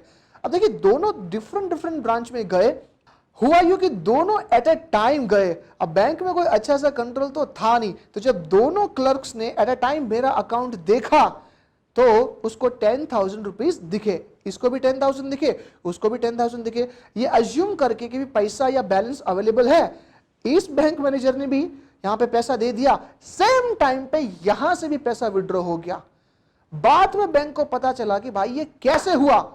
दोस्तों सबसे पहले प्रॉब्लम को समझिए। यहां पे ये हो रहा है कि एट अ टाइम दो यूजर्स सेम डेटा फाइल को एक्सेस करने की कोशिश कर रहे हैं। जब दोस्तों ऐसा होता है तो उसे कॉन्करेंसी प्रॉब्लम कहा जाता है। तो ऐसी प्रॉब्लम को हम कैसे कंट्रोल कर सकते हैं? हम ऐसा डिजाइन करेंगे कि एट अ टाइम उस पर्टिकुलर डेटा फाइल को सिर्फ एक ही बंदा एक्सेस कर पाए। जैसे पहले बंदे ने वहां पे लॉगिन किया, दूसरा बंदा उस टाइम तक उस फाइल को एक्सेस नहीं कर पाएगा। तो यहां पे हम ये कर सकते हैं कि जैसे उस बंदे ने वहां पे लॉगिन किया, उस टेम्पररी पीरियड के लिए ये यूजर उस अकाउंट को एक्सेस नहीं कर पाएगा। जैसे उसने उस डेटा फाइल को वहां से छोड़ दिया, तब जाके वो सिस्टम में एंट्री ले पाएगा। देखिए कभी हमने ऐसे भी वेब पेजेस देखे होंगे कि एट अ टाइम हम दो जगह से सेम वेबसाइट पे लॉगिन नहीं कर सकते। अगर पहले हम लॉगिन है, दूसरी बार हमने ट्राई किया, तो पहला वाला ऑटोमेटिकली एक्सपायर हो जाएगा, लॉग आउट हो जाएगा। तो दोस्तों यही होता है concurrency control. Next one is update controls. देखिए अपडेट कंट्रोल्स को हम प्रिविलेज कंट्रोल्स भी कह सकते हैं। मतलब यह है कि डेटा को अपडेट करने का जो पावर है वो सभी को नहीं देना चाहिए। देखना होगा किसका क्या रोल है, किसकी क्या रिस्पॉन्सिबिलिटी है, उसके बेस पे आप अपडेशन कंट्रोल्स डिसाइड कीजिए। एग्जांपल के तौर पे हम किसी यूजर को दे सकते हैं सिर्फ और सिर्फ एडिशन यानी कि एंटर करने का पावर, लेकिन वो डेटा को देख नहीं सकता, तो व्यू एंड एडिट का हम ऑप्शन नहीं देंगे। हम किसी को सिर्फ और सिर्फ व्यू एंड एडिट का ऑप्शन देंगे, डेटा एंट्री का ऑप्शन नहीं देंगे। तो इस तरीके से हम कई सारे अपडेट कंट्रोल्स वहां पे दे सकते हैं। उसके बाद the next one is quality controls. देखिए इसके नाम में ही इसका इंटरप्रिटेशन है। मतलब हम ऐसे कंट्रोल हमारे सिस्टम में इंप्लीमेंट करेंगे जिससे डेटा की क्वालिटी बनी रहे। अब भाई डेटा की क्वालिटी कैसे बनी रहेगी समझते हैं। देखिए जब हम कभी ऑनलाइन वेबसाइट पे कुछ फॉर्म्स भरते हैं तो वहां पे हमें कुछ ऐसा देखने को मिलेगा कि जब नेम फील्ड है वहां पे कोई नंबर एक्सेप्ट नहीं होगा, और जहां पे मान लीजिए टेलीफोन नंबर ऐसा कोई फील्ड है वो अल्फाबेट एक्सेप्ट नहीं करेगा। कभी हमने ये भी देखा होगा कि अगर मोबाइल नंबर फील्ड है, हम गलती से भी 9 नंबर डाले, 9 मतलब 9 कैरेक्टर्स, तो भी वो एक्सेप्ट नहीं करेगा। गलती से 12 नंबर डाल दिए तो भी वो एक्सेप्ट नहीं करेगा। नंबर एग्जैक्टली वो 10 आंकड़ों का ही होना चाहिए। एक और एग्जांपल आपने कभी देखा होगा कुछ रेड या ब्लू स्टार्स। देखिए जो रेड एंड ब्लू स्टार्स होते हैं वो कंपलसरी फील्ड होती है। जब तक उन फील्ड्स को आप नहीं भरोगे अपने सही फॉर्मेट में, तब तक ऑनलाइन एप्लीकेशन आपकी एप्लीकेशन को एक्सेप्ट नहीं करेगा। तो दोस्तों ये जो भी एग्जांपल्स हमने पढ़े वो क्यों बनाए ऑर्गेनाइजेशन ने, ताकि डेटा एंटर करते टाइम पे कुछ गलतियां ना हो जाए, क्वालिटी डेटा की बनी रहे, मेंटेन रहे। तो दोस्तों डेटा रिसोर्स मैनेजमेंट कंट्रोल्स में हमने सबसे पहले पढ़ा बैकअप कंट्रोल्स, उसके बाद डेटा डेफिनेशन और standard controls, and then access controls. उसके बाद पढ़ा हमने concurrency control, then update controls, and last में हमने पढ़ा quality controls. Well, so the next point is quality assurance management control. देखिए बड़े से ऑर्गेनाइजेशन में जहां पे everyday crores and crores of transactions process होते हैं, तो ये जरूरी बनता है कि वो ट्रांजैक्शंस क्वालिटेटिवली एक्यूरेटली प्रोसेस हो और उनसे जो इंफॉर्मेशन निकलती है, जो रिपोर्ट्स निकलते हैं, वो भी एक्यूरेट एंड क्वालिटेटिव हो। सबसे बड़ा सवाल, आखिर ये क्वालिटी हम अचीव कैसे करेंगे? सिंपल है भाई, देखिए क्वालिटी के सबसे पहले स्टैंडर्ड सेट कर दो कि हमें इतना तो चाहिए ही, हम इस क्वालिटी में कुछ भी कॉम्प्रोमाइज नहीं करेंगे। उसके बाद एक बंदा अपॉइंट कर दो जी, इंस्पेक्ट करेगा कि जो क्वालिटी स्टैंडर्ड्स के रूल्स हमने सेटअप किए हैं ऑर्गेनाइजेशन में एक्चुअली उसी तरीके से कंप्लाई हुआ है या नहीं हुआ। ये जो इंस्पेक्टर भाई साहब है भाई, उससे ही तो हम कहते हैं इंफॉर्मेशन सिस्टम ऑडिटर। अब सवाल यह है कि what are the purposes of quality assurance management? Let's understand this first, that quality assurance management is concerned with ensuring that the information produced by the information systems achieves certain quality goals, and development, implementation, operation and maintenance of information systems comply with a set of quality standards. आइए पढ़ते हैं कि क्यों ये quality assurance इतना important है। That means what are the reasons of emergence of quality assurance management? देखिए आज की अगर दुनिया हम देखें तो हम चारों ओर से इंटरनेट, वेब्स एंड प्रोग्राम से घिरे हुए हैं। एक खाना मंगवाने की चीज से लेके बड़े से बड़े कस्टमर का अगर ऑर्डर फुलफिल करना है तो ये सारी की सारी चीजें आज ऑनलाइन होती हैं। तो इतने बड़े पैमाने पे जब हम कोई प्रोजेक्ट या प्रोग्राम को रन करते हैं तो उसमें कई सारे इश्यूज आते हैं और एक इश्यू ऑर्गेनाइजेशन की रेपुटेशन को खराब कर सकता है। तो क्वालिटी मैनेजमेंट भैया चाहिए। आइए समझते हैं कुछ रीजंस जो हमारे सिलेबस में है। सबसे पहला, organisations are increasingly producing safety critical systems. इसका मतलब यह हुआ कि आज ज्यादा से ज्यादा एम्फसाइज एंड फोकस सिक्योरिटी के ऊपर है, सेफ्टी के ऊपर है। देखिए जब बैंक का इतना बड़ा ट्रांजैक्शन बढ़ता है, सारे के सारे ब्रांचेस जब एक दूसरे से इंटरनेट से कनेक्टेड है तो उसके साथ साथ हैकिंग का एंड क्रैकिंग का रिस्क भी बढ़ा है। उसको सिक्योर करने के लिए क्वालिटी मैनेजमेंट चाहिए। Second is, operations are undertaking more ambitious project when they build software. आज के ऑर्गेनाइजेशन को कुछ छोटा चाहिए नहीं। देखिए एक जमाना था जब हम बिजनेस करते थे तो वो डोमेस्टिक एरिया या कुछ एरिया तक रिस्ट्रिक्टेड था, लेकिन आज सभी को आसमान छूना है। आज नेशनल भी नहीं, इंटरनेशनल लेवल तक हमारी प्रोडक्ट को पहुंचाना है। तो उसके लिए एक पावरफुल सिस्टम का होना जरूरी है और पावरफुल सिस्टम अच्छी तरीके से तभी फंक्शन कर पाएंगी जब हमारे पास अच्छे से क्वालिटी मैनेजमेंट कंट्रोल्स हो। Next is, users are becoming more demanding in the terms of their expectations about the quality of softwares they employ to undertake their work. देखिए यहाँ पे सबसे पहले ये समझिए यूजर्स किसके कॉन्टेक्स्ट में कहा गया है। जब भी हमें कुछ सॉफ्टवेयर बनाना है तो हमारे पास ये तीन एंटिटीज होती है। सबसे पहला आईटी कंसल्टेंट जो खुद उसको डिजाइन करेगा, प्रोग्राम को प्रोग्रामिंग कोडिंग करके कस्टमर को देगा। दूसरा ऑर्गेनाइजेशन वो बंदा होता है जो रिक्वायरमेंट बता के आईटी कंसल्टेंट से अपना सॉफ्टवेयर डेवलप करवाता है। एंड थर्ड सबसे ज्यादा इंपॉर्टेंट, यूजर, एंड यूजर जो उस सॉफ्टवेयर को एंड में यूज करेगा। वो कोई भी हो सकता है, वो डायरेक्टर्स हो सकते हैं, एम्प्लॉइज हो सकते हैं, कस्टमर्स हो सकते हैं, कॉम्पिटिटर्स भी हो सकते हैं, वेंडर्स या क्रेडिटर्स तक भी हो सकते हैं। और आज सभी की एक्सपेक्टेशन बढ़ गई है कि हमारे इस ऐप में और ज्यादा फीचर्स होने चाहिए। एग्जाम्पल के तौर पे अगर हम कुछ प्रोडक्ट सर्च करें तो हमें कई सारे वैरायटीज मिलनी चाहिए। ना सिर्फ वैरायटीज, हम उसको फिल्टर भी कर सके प्राइस वाइज, प्राइस में भी high to low, low to high, relevant, frequently bought, reviews के हिसाब से। हमने देखा होगा कि जब हम किसी ई कॉमर्स वेबसाइट पे जाते हैं तो हम कई तरीके के फिल्टर लगा सकते हैं। भाई हम रिव्यूज एंड स्टार्स के हिसाब से भी उसको लगा सकते हैं। तो इतने सारे यूजर एक्सपेक्टेशन को अगर हमें सेटिस्फाई करना है भैया तो हमारी सॉफ्टवेयर क्वालिटेटिव होनी चाहिए और क्वालिटी बढ़ाने के लिए चाहिए हमें quality management control. Next point is, organizations are becoming more concerned about their liabilities if they produce defective software. देखिए आज ऑनलाइन ट्रांजैक्शंस ज्यादातर सॉफ्टवेयर पे बेस्ड है।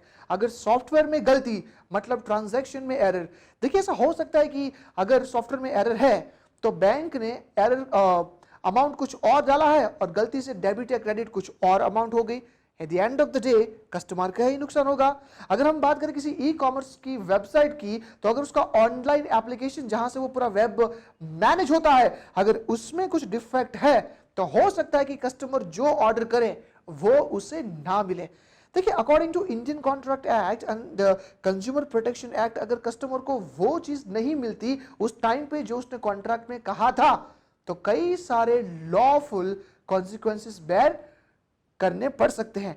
इसीलिए हम ये एंश्योर कर ले कि जो एप्लीकेशन, जो सॉफ्टवेयर हम यूज कर रहे हैं वो without any error, without any default seamlessly चले। और इसके लिए हमें टाइम टू टाइम उसकी क्वालिटी को चेक करते रहना होगा, देखना होगा कि कहां पे एरर्स आ रही है, एंड बाय चांस अगर कुछ एरर आती है ना भाई, तो हम उसे करेक्ट करेंगे। Next point is poor quality control over the production, implementation, operation and maintenance of software can be costly in terms of missed deadlines, dissatisfied users and customers, lower morale among IS staff, higher maintenance and strategic projects that may be abandoned। क्या मतलब हुआ इसका? देखिए, इसका मतलब ये हुआ कि भैया अगर सॉफ्टवेयर की क्वालिटी पुअर है, सही नहीं है, तो इससे कई सारे प्रॉब्लम्स आ सकते हैं, और उस प्रॉब्लम से जो लॉस होगा वो कभी कभार इतना ज्यादा होगा कि भैया पूरे ऑर्गेनाइजेशन को डुबा सकता है। लॉस कैसे होगा? देखिए, अगर क्वालिटी नहीं है अच्छी तरीके से सॉफ्टवेयर में, तो हो सकता है कि यूजर को मजा ना आए, यूजर डिससेटिस्फाइड रहे, वो आपकी वेब सर्विसेज को यूज ही नहीं करेगा, आप कस्टमर लूज कर सकते हैं। अगर भाई ऑर्गेनाइजेशन में एम्प्लॉइज को ही आपका सॉफ्टवेयर यूज करने में मजा नहीं आता, तो कैसे वो एक एक्साइटमेंट के साथ, एक एंथुसियाज्म के साथ डेटा एंट्री कर पाएंगे? कभी कभार अगर अच्छी तरीके से सॉफ्टवेयर प्रोसेस नहीं करता डेटा को, तो हो सकता है कि इसकी वजह से हमें गलत इंफॉर्मेशन मिले, और उस गलत इंफॉर्मेशन की वजह से कुछ अच्छे प्रोजेक्ट्स जो हम अचीव कर सकते थे वो अबंडन हो जाए। इसके बाद next point is improving the quality of information systems is a part of worldwide trend among organizations to improve the quality of the goods and services they sell। देखिए, ये पॉइंट अभी हमने कहा कि आज का जो सप्लायर है, आज का जो बिजनेसमैन है, वो एक डोमेस्टिक लेवल तक नहीं सोचता, आज सभी को इंटरनेशनल लेवल तक जाना है, और कंपटीशन लगी भैया कौन सबसे ज्यादा बेटर सर्विस प्रोवाइड करे। एक दिन किसी ने कहा था कि मार्केट का राजा, मार्केट का भगवान कस्टमर होता है, लेकिन आज की तारीख में वो सच होता हुआ दिख रहा है। अगर कस्टमर अपने प्रोडक्ट के बारे में एक नेगेटिव रिव्यू डाल दे, उसको पढ़ने वाले हजारों हो गए, और वो कई सारे और कस्टमर्स को भी अफेक्ट कर सकते हैं। तो दोस्तों, इस इंटरनेशनल कंपटीशन में टिके रहने के लिए भी आज हमारी सिस्टम क्वालिटेटिव होना जरूरी है, और इस क्वालिटी को मेंटेन करने के लिए ही हमें चाहिए powerful quality management controls. Well, तो क्वालिटी के बाद अब आइए बात करते हैं सिक्योरिटी की। So next point here is the security management controls. देखिए, सिक्योरिटी से हमारा मतलब है वही दोनों टाइप्स की सिक्योरिटीज जो हम पहले कंट्रोल्स में पढ़ चुके हैं, मतलब physical security as well as logical security. तो दोस्तों, जैसे जैसे फिजिकल या लॉजिकल को रिस्क आता है, तो उसके सामने जो भी हम काउंटर मेजर्स लेंगे वो सिक्योरिटी मैनेजमेंट कंट्रोल्स में आएंगे। आइए समझते हैं कुछ रिस्क और उसके कंट्रोल्स को। सबसे पहला है फायर। अगर फायर यहां पे रिस्क है भाई, तो हम क्या काउंटर मेजर्स ले सकते हैं? वेल, हमारे पास well designed reliable fire protection system होनी चाहिए। ऑर्गेनाइजेशन में जब भी आग लगे, हम उसको ट्रिगर अप करके आग को कंट्रोल कर सकते हैं। Then water, once again dear, हमारे पास कुछ वाटर डैमेज कंट्रोल्स की फैसिलिटीज होनी चाहिए। अगर एनर्जी वायोलेशंस हो रहे हैं, एनर्जी का मतलब यहां पे होता है इलेक्ट्रिसिटी, अगर कुछ वोल्टेज फ्लक्चुएट हो रहे हैं तो हम क्या कर सकते हैं? तो हमारे ऑर्गेनाइजेशन में हम voltage regulators, circuit breakers, UPS जैसी फैसिलिटीज इंस्टॉल कर सकते हैं कि जैसे ही इलेक्ट्रिसिटी के वोल्टेज फ्लक्चुएट हुए, हम उसे कंट्रोल कर पाए। Next is structural damage. What structural damage? देखिए, अगर किसी भी तरीके की नेचुरल कैलेमिटी से हमारे ऑर्गेनाइजेशन के इंफ्रास्ट्रक्चर को अगर कुछ डैमेज होता है, तो उसे हम स्ट्रक्चरल डैमेज कहेंगे। लेकिन इसके काउंटर में हम क्या क्या एक्शंस ले सकते हैं? मान लीजिए तूफान आया, अर्थक्वेक हुआ, और हमारे ऑर्गेनाइजेशन का बिल्डिंग धड़ाम से गिर गया, इस रिस्क को हम कैसे अवॉइड करेंगे? सबसे बढ़िया यहां पे भैया आप यहां पे इंश्योरेंस ले लीजिए, हमें कोई टेंशन नहीं, जितना भी लॉस हुआ है वो इंश्योरेंस कंपनी हमें देगी जितना हमने प्रीमियम पे किया है। दूसरा, हम business continuity planning and disaster recovery planning जैसे प्लान्स भी बना सकते हैं। Next threat is pollution. देखिए हमने पहले भी ये समझा है कि पॉल्यूशन, एक छोटी सी डस्ट अगर हमारे हार्ड डिस्क के रीडर में आ गई तो वो पूरी की पूरी हार्ड डिस्क को क्रैश भी कर सकती है। तो हमें इसके सामने जरूर कुछ ना कुछ सिक्योरिटी मेजर्स लेने चाहिए। हम क्या कर सकते हैं? We can keep running the regular cleanings and good air conditioning in the server rooms where the IT infra is installed. उसके बाद unauthorized intrusion। देखिए यहां पे हम बात करें फिजिकल इंट्रूजन की। इंट्रूजन का मतलब यह होता है कि अनऑथोराइज्ड बंदा हमारी प्रॉपर्टी, हमारी प्रीमाइस पे without authentication and permission enter करने की कोशिश कर रहा है। तो हम यहां पे क्या कर सकते हैं? देखिए कई सारे हमारे पास कंट्रोल्स है, जैसे कि हम सीसीटीवी कैमरास इंस्टॉल कर सकते हैं, हम गार्ड्स विद गन रख सकते हैं। अरे भाई अगर हमारी वॉल्स अनप्रोटेक्टेड है तो हम उस पे वो कांटों वाली फेंसिंग भी लगा सकते हैं। Next is virus and worms. अगर वायरस एंड वर्म्स का अटैक हो जाए तो ये हमारा कंट्रोल ये रहेगा कि अच्छी सी एंटीवायरस सिस्टम हमारे ऑर्गेनाइजेशन में इंस्टॉल करेंगे। अगर कोई एम्प्लॉय हमारे सॉफ्टवेयर, डेटा या सर्विसेज का मिसयूज करता है तो उसके सामने हमारा कंट्रोल ये रहेगा कि एक अच्छा सा कोड ऑफ कंडक्ट डिजाइन करके स्ट्रिक्टली उसे इंप्लीमेंट कीजिए। अगर हैकर से कोई थ्रेट है तो हमें काफी स्ट्रॉन्ग लॉजिकल एक्सेस कंट्रोल्स डालने हैं। देखो हमने पहले ही समझा था कि लॉजिकल एक्सेस कंट्रोल्स में आएगा आईडी एंड पासवर्ड का सेटअप एंड दूसरा है एनक्रिप्शन। वेल सिक्योरिटी के बाद the next point is operations management controls. देखिए सबसे पहले ये समझिए कि ये ऑपरेशंस क्या होता है। देखिए एक बड़े से ऑर्गेनाइजेशन में day to day computer, software and hardware से रिलेटेड कई सारी एक्टिविटीज होती है, जैसे कि कंप्यूटर में डेटा एंट्री करना, नेटवर्क को मैनेज करना, कई सारी फाइल्स को मैनेज करना, कई सारे क्लाइंट, कस्टमर एंड एम्प्लॉयज की क्वेरी का आंसर देना, और ऐसी कई सारी चीजें होती है। दोस्तों ये सारी day to day routine hardware and software से रिलेटेड एक्टिविटीज को ही हम यहां पे कहते हैं ऑपरेशंस, और यही वो बेस एक्टिविटीज है जो पूरे ऑर्गेनाइजेशन को चलाती है। अनडाउटली ये बॉटम लेवल पे काम करती है, लेकिन ये कोर प्रोसेसेस होती हैं। तो दोस्तों इनके ऊपर भी कंट्रोल्स डालना बेहद जरूरी है। देखिए हम चाहे कितने भी स्ट्रॉन्ग सिक्योरिटी यूज कर ले, लेकिन इंडिविजुअल अगर नेटवर्क पे कंट्रोल नहीं डाला, अगर इंटरनेट के यूज पे कंट्रोल नहीं डाला, तो कई सारे प्रॉब्लम्स फेस करने पड़ सकते हैं। Well the operation management control में सबसे पहला है कंप्यूटर ऑपरेशंस कंट्रोल। देखिए सबसे पहले यह समझते हैं कि कंप्यूटर ऑपरेशन क्या होता है। हम कंप्यूटर में, कंप्यूटर सिस्टम में जो day to day routine activities करते हैं, चाहे एंटीवायरस अपडेशंस हो, चाहे हार्ड डिस्क का मैनेजमेंट हो, उसका रिप्लेसमेंट हो, चाहे उस सॉफ्टवेयर में नया यूजर अकाउंट खोलना है, ये सारे के सारे day to day computer operations माने जाते हैं। तो दोस्तों इसके ऊपर भी कंट्रोल डालना जरूरी है। देखिए कंप्यूटर ऑपरेशंस को टेक्निकली हम इस 3 कैटेगरीज में डिवाइड कर सकते हैं। सबसे पहला है operation controls, second is scheduling controls and the last one is maintenance controls. देखिए ऑपरेशन कंट्रोल्स में यहां पे अलग अलग जॉब एंड टास्क डिफाइन किए जाते हैं जो यूजर को एक्सेस करना होता है। जैसे कि अगर हम बात करें कस्टमर को, तो भाई कस्टमर में हम कैसे कैसे टास्क रख सकते हैं। सबसे पहला साइन अप, कस्टमर को साइन अप करना है। बताओ भाई ये कौन करेगा? हमारी एक ऑपरेटर टीम करेगी under this head. Sign up करने के बाद उसका आईडी एंड पासवर्ड सेट होगा। आईडी एंड पासवर्ड के बाद वो लॉग इन करेगा, वो प्रोडक्ट को चूज करेगा और उसके बाद वो पेमेंट करके डिलीवरी की प्रोसेस शुरू करेगा। तो ये सारे के सारे ऑपरेशंस इस कंट्रोल्स में आएंगे। Next is the scheduling controls. देखिए इस नाम में लिखा है शेड्यूल, मतलब टाइम टू टाइम कुछ एक्टिविटीज हमें हमारे कंप्यूटर में शेड्यूल करनी होगी। कुछ एग्जांपल्स लेते हैं।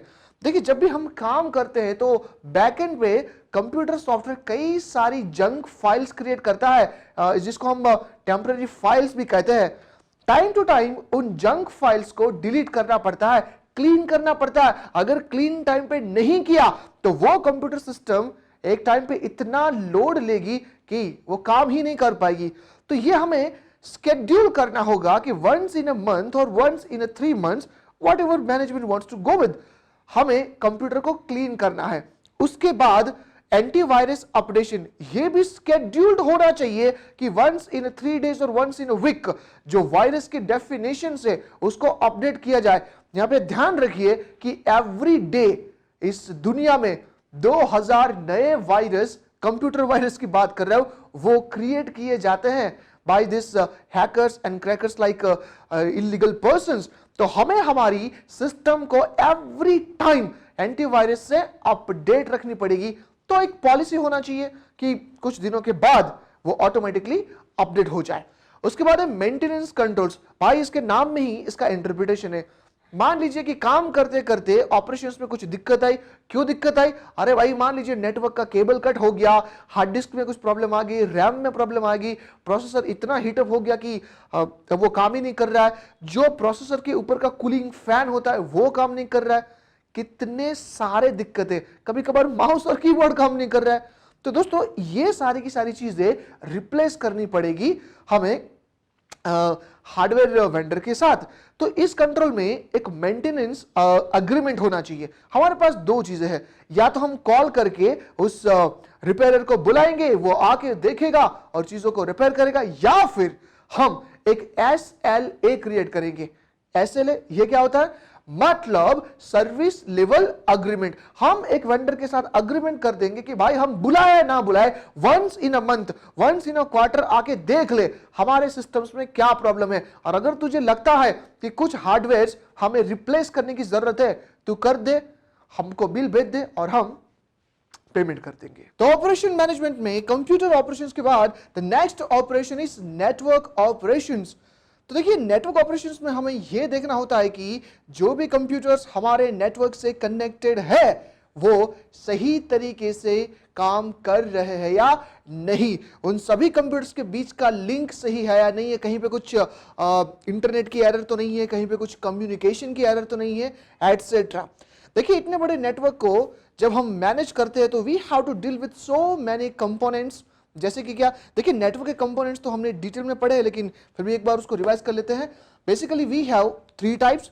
The first one is communication lines, second is hardware and next one is communication software. देखिए कम्युनिकेशन लाइंस में क्या होता है?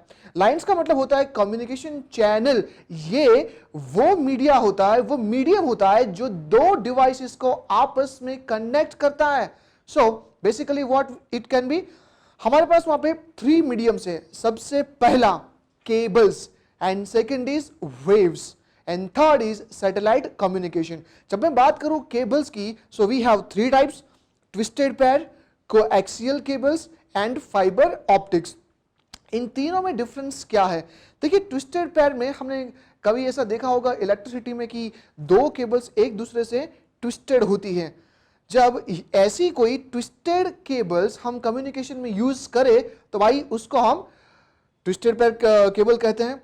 यहां पे डेटा काफी कम रेट में, काफी स्लो रेट में ट्रांसमिट होता है। और दोस्तों अगर लॉन्ग डिस्टेंस के लिए हमें डेटा भेजना है तो ये ट्विस्टेड पेयर फेल हो जाएगी, क्योंकि यहां पे डेटा लॉस ज्यादा होता है एंड इंटरवल पे हमें रिपीटर्स लगाने होंगे। Next is coaxial cables. देखिए कोएक्सियल केबल्स जनरली हम यूज करते हैं लैंडलाइंस में एंड टेलीविजन केबल कनेक्शन में। Coaxial compare to twisted pair थोड़ा ज्यादा एक्टिव है, क्योंकि वहां पे डेटा ज्यादा लॉस नहीं होता। अगर हम कोएक्सियल केबल के आर्किटेक्चर को पढ़े तो उसमें इंसुलेटर होता है जो डेटा को ज्यादा लॉस नहीं होने देता। Next is fibre optics. हमने पैकेट स्विचिंग में पढ़ा था कि fibre optics is one of the most fastest communication channels in the globe. Why? Because it can carry the light signals as data signals. एक जगह से दूसरी जगह पे अगर हमें कोई डेटा भेजना है तो वो लाइट को भी भेज सकता है, और जानते हैं लाइट की स्पीड क्या है? पर सेकंड 3 लाख किलोमीटर तक की स्पीड वो काट सकता है। उसके बाद हम बात करें वेव्स की, तो देखिए हम वाईफाई जैसे डिवाइसेस जब यूज करते हैं तो वो केबल्स पे काम नहीं करते हैं, वो वेव्स होते हैं। जनरली हम माइक्रोवेव्स एंड रेडियो वेव्स का यहाँ पे यूज करते हैं। Third is satellite. देखिए सैटेलाइट भी वेव्स का यूज करके ही कम्युनिकेशन करता है, लेकिन अगर मुझे कोई ये पूछे कि इतने सारे कम्युनिकेशन चैनल में से सबसे वीकेस्ट, सबसे वर्स्ट कौन सा है, तो मेरा यहां पे आंसर होगा सैटेलाइट कम्युनिकेशन। सैटेलाइट कम्युनिकेशन में जो भी सिग्नल्स भेजे जाते हैं वो एनवायरमेंट से अफेक्ट हो सकते हैं। मतलब क्या, अगर मॉनसून आई, ठंड ज्यादा पड़ गई, गर्मी ज्यादा है, तो सिग्नल सही तरीके से ट्रांसमिट ना हो, ऐसा भी हो सकता है। और सबसे बुरी बात यह है कि सैटेलाइट सिग्नल्स को by using certain easy hacking tools आसानी से क्रैक किया जाता है। कोई भी हमारे कम्युनिकेशन को इंटरसेप्ट कर सकता है और हमारी बातें सुन सकता है। तो भैया यहां पे एडवाइस इतनी है कि जब भी हम कोई कॉन्फिडेंशियल डेटा कम्युनिकेट कर रहे हैं तो हमें सैटेलाइट को यूज नहीं करना चाहिए। अब हम बात करते हैं कम्युनिकेशन हार्डवेयर को। देखिए कम्युनिकेशन हार्डवेयर में हमने कई सारी बातें ऑलरेडी नेटवर्क के कंपोनेंट्स में पढ़ लिया था, जैसे कि पोर्ट्स में हमने पढ़ा था कि राउटर, मॉडेम, हब, स्विचेस, ऐसी कई सारी चीजें पोर्ट्स में आती हैं। उसके बाद मॉडेम्स इटसेल्फ, ये भी हमने डिटेल में पढ़ा था, मॉड्यूलेटर, डीमॉड्यूलेटर। उसके बाद काफी इंपॉर्टेंट है, that is multiplexer and concentrators. देखिए मल्टीप्लेक्सर क्या होता है, मान लीजिए कि हमें बेंगलोर से बॉम्बे जाना है और हमारे पास एक ही रोड है और वहां पे 1000 people want to go from Bangalore to Bombay. हुआ क्या कि इन 1000 पीपल ने अपनी खुद की कार्स ले ली। अब हुआ यूं कि ऑलरेडी जो रास्ता था उतना जाम था कि 1000 कार्स और ऐड हो गई तो ट्रैफिक जाम हो गया। हम इस ट्रैफिक जाम की सिचुएशन को कैसे कंट्रोल कर सकते हैं? Instead of using 1000 cars individually, हमें क्या करना चाहिए? एक पब्लिक ट्रांसपोर्ट का यूज करना चाहिए, जैसे कि ट्रेन है या कई सारी बसेस। यहां पे कई सारे लोग सिर्फ एक ही पब्लिक ट्रांसपोर्ट में बैठ के एक जगह से दूसरी जगह पे जाएंगे तो जो रोड का ट्रैफिक होगा वो काफी कम हो जाएगा। मतलब क्या, समझते हैं? जब हम बात करें कि हमारे ऑर्गेनाइजेशन में नेटवर्क से डेटा ट्रांसमिट होता है, अगर वो इंडिपेंडेंट इंडिविजुअली रन करे तो कम्युनिकेशन चैनल में डेटा जाम होने के चांसेस हैं। तो क्या करना चाहिए? हमें कुछ ऐसा मैकेनिज्म वहां पे इंस्टॉल करना चाहिए जहां से सारे के सारे डेटा पैकेट्स कंप्रेस होके एक ही यूनिट बन जाए और वो एक ही यूनिट से कम्युनिकेशन चैनल में जाए। दोस्तों ये सारे के सारे एट अ टाइम निकलने वाले कम्युनिकेशन डेटा को एक यूनिट में कन्वर्ट करने का काम करता है मल्टीप्लेक्सर। कई सारे सिग्नल एट अ टाइम जब इंकर होता है उनको एक साथ लेके उनको कंप्रेस करके एक यूनिट बना देता है। जैसे कि हमने देखा होगा कि कई सारी फाइल्स को हम कंप्रेस करके जिप फाइल बना देते हैं और वही एक जिप फाइल हम भेज सकते हैं। उसी तरीके से वो कंप्रेस करके एक डेटा यूनिट बनाएगा और वो डेटा यूनिट एक ही कम्युनिकेशन चैनल का यूज करके एक जगह से दूसरी जगह पर जाएगा। लेकिन ध्यान रखिए, जैसे यहां पे डेटा कंप्रेस हुआ है वहां पे रिसीवर के पास डीकंप्रेसर भी होना चाहिए। मतलब जो मल्टीप्लेक्सर हमने यूज किया डेटा को सिंगल यूनिट बनाने के लिए, सामने डिवाइस के पास भी ऐसा ही मल्टीप्लेक्सर होना चाहिए डेटा को सेग्रीगेट करने के लिए। नेक्स्ट हमने स्विचेस भी पढ़ा हुआ था। तो ये थे दोस्तों हमारे कम्युनिकेशन हार्डवेयर। उसके बाद कम्युनिकेशन सॉफ्टवेयर। देखिए so many softwares we use while we just operate the network. For example packet switching software we know already, polling software, data compression software. देखिए डेटा कंप्रेशन सॉफ्टवेयर जो होता है वो data को compress करता है, उसकी साइज घटा देता है ताकि वो आसानी से कम्युनिकेशन चैनल में रन हो पाए। लेकिन नाउ द क्वेश्चन इज ये पोलिंग सॉफ्टवेयर क्या होता है? देखिए polling software in most of the cases is getting used for synchronous transmission. देखिए सिंक्रोनियस ट्रांसमिशन में हमने पढ़ा था कि दोनों यूजर्स, चाहे वो ट्रांसमीटर हो या रिसीवर हो, वो सेम क्लॉक पे बैठे होते हैं, जैसे कि mobile phone, chat box, telephone. अब नेटवर्क को यह एंश्योर करना होगा कि भैया सामने वाली डिवाइस एक्टिव है या नहीं है। अगर सामने वाली डिवाइस एक्टिव ही नहीं है तो हम कनेक्शन एस्टैब्लिश नहीं कर सकते। क्या कोई डिवाइस नेटवर्क से कनेक्ट होने के लिए रेडी है या नहीं है, वो एलिजिबल है या नहीं है, यह तय करने का काम पोलिंग सॉफ्टवेयर करता है। नेटवर्क ऑपरेशन के बाद now let's understand the data preparation and entry function. देखिए डेटा प्रिपरेशन एंड एंट्री नाम से पता चलता है कि यहां पे हम बात करेंगे डेटा एंट्री की। देखिए इस ऑपरेशन को एक और नाम से भी जाना जाता है जिसको हम कहते हैं कीबोर्ड ऑपरेशन। मतलब ये कि वो सारे फंक्शंस यहां पे इंक्लूड हो गए जहां पे डेटा कीबोर्ड से ही सिस्टम में एंट्री करेगा। तो यहां पे ये इंश्योर किया जाता है कि भैया यूजर को डेटा एंट्री करने में कोई भी दिक्कत ना आए, वो सही तरीके से डेटा एंटर कर पाए, और जो भी हर्डल्स उसको डेटा एंट्री करने में आते हैं वो सारे के सारे रिमूव करने के लिए कुछ एक्शंस लिए जाए। जैसे कि कीबोर्ड काम नहीं कर रहा है, माउस काम नहीं कर रहा है, ऑपरेटिंग सिस्टम में कुछ प्रॉब्लम आ रही है, रैम सही तरीके से फंक्शन नहीं कर रही है, ये सारी की सारी चीजें हम यहां पे ले सकते हैं। Next one is the production control. देखिए यहां पे प्रोडक्शन का मतलब वो फैक्ट्री वाले प्रोडक्शन की बात नहीं हो रही है। यहां पे प्रोडक्शन का मतलब होता है कि भाई इनपुट डाल के जब वो प्रोसेस हो तो आउटपुट जो है वो सही तरीके से प्रोड्यूस होना चाहिए। तो दोस्तों यहां पे हम इनपुट और आउटपुट की बात करेंगे। मतलब ये कि इनपुट प्रोसेस होके जब आउटपुट निकले वो स्मूथ होना चाहिए, विदाउट एनी एरर होना चाहिए, एक्यूरेट होना चाहिए। अगर इस प्रोडक्शन में, इस आउटपुट में कोई प्रॉब्लम होती है तो हमें कुछ काउंटर मेजर्स लेने चाहिए। देखिए सबसे पहले यह समझना होगा कि आखिर इस आउटपुट को प्रोड्यूस करने में हमें कौन कौन से प्रॉब्लम्स को फेस करना पड़ सकता है। वही हमने कहा, हार्डवेयर फेलियर, सॉफ्टवेयर फेलियर, हम सही तरीके से कंप्यूटर को मेंटेन नहीं कर रहे, हमारा इनपुट का सोर्स सही तरीके से प्री डिफाइंड नहीं है। अगर ये सारी प्रॉब्लम्स है तो उसके सामने हम जो भी कुछ काउंटर मेजर्स लेंगे तो उसे हम कहेंगे प्रोडक्शन कंट्रोल। एग्जांपल के तौर पे हम सबसे पहले इनपुट एंड आउटपुट को डिफाइन कर देंगे। मतलब इनपुट इसी तरीके से इनपुट होगा, उसका सोर्स ये रहेगा, वो इसी तरीके से प्रोसेस होगा, और उसकी आउटपुट यही बंदा निकाल पाएगा और इसी फॉर्मेट में निकलेगा। ये प्रोडक्शन कंट्रोल है। दूसरा हम कहेंगे SLA। SLA का मतलब होता है सर्विस लेवल एग्रीमेंट। देखिए सर्विस लेवल एग्रीमेंट हमें दो जगह पे बनाने हैं। सबसे पहला यूजर्स के साथ कि वो जो सर्विस हमारे ऑर्गेनाइजेशन को दे रहे हैं वो कॉन्फिडेंशियल रहेगी, वो इंफॉर्मेशन को बाहर लीक नहीं करेंगे। और दूसरा हम SLA यहां पे प्रिपेयर करेंगे बाहर के वेंडर के साथ, जो टाइम टू टाइम हमारे ऑर्गेनाइजेशन में आके हमारे सिस्टम को मेंटेन करेगा। अगर कहीं पे कुछ रिपेयर की जरूरत है तो वो डालेगा। So next operational function is file library and documentation and program library. देखिए फाइल लाइब्रेरी का मतलब क्या होता है। तो यहां पे हम जनरली ये सोचते हैं कि भाई यहां पे हम कुछ फाइल्स वगैरह स्टोर करेंगे। बिल्कुल नहीं, यहां पे हम वो चीजें स्टोर करते हैं जहां पे डेटा सेव रहता है। मतलब देखिए अगर हम बात करें डेटाबेस की तो जनरली वो कहां पे सेव रहेगा। ये सेव रहेगा हार्ड डिस्क में, ये सेव रहेगा कुछ मैग्नेटिक डिस्क में, फ्लॉपी ड्राइव में, पेन ड्राइव में, मेमोरी कार्ड जैसे कुछ डिवाइसेस में। अब ऑर्गेनाइजेशन के पास जो उन्होंने बैकअप लिए है, कुछ सेंसिटिव इंफॉर्मेशन, कुछ डॉक्यूमेंट्स, ये इलेक्ट्रॉनिक फॉर्म में रहेंगे और ये सब कुछ वो सेव करेंगे इन सारे डिवाइसेस में। दोस्तों हमें एक ऐसा स्टोर रूम बनाना होगा जहां पे ये सारे के सारे डिवाइसेस स्टोर रहे।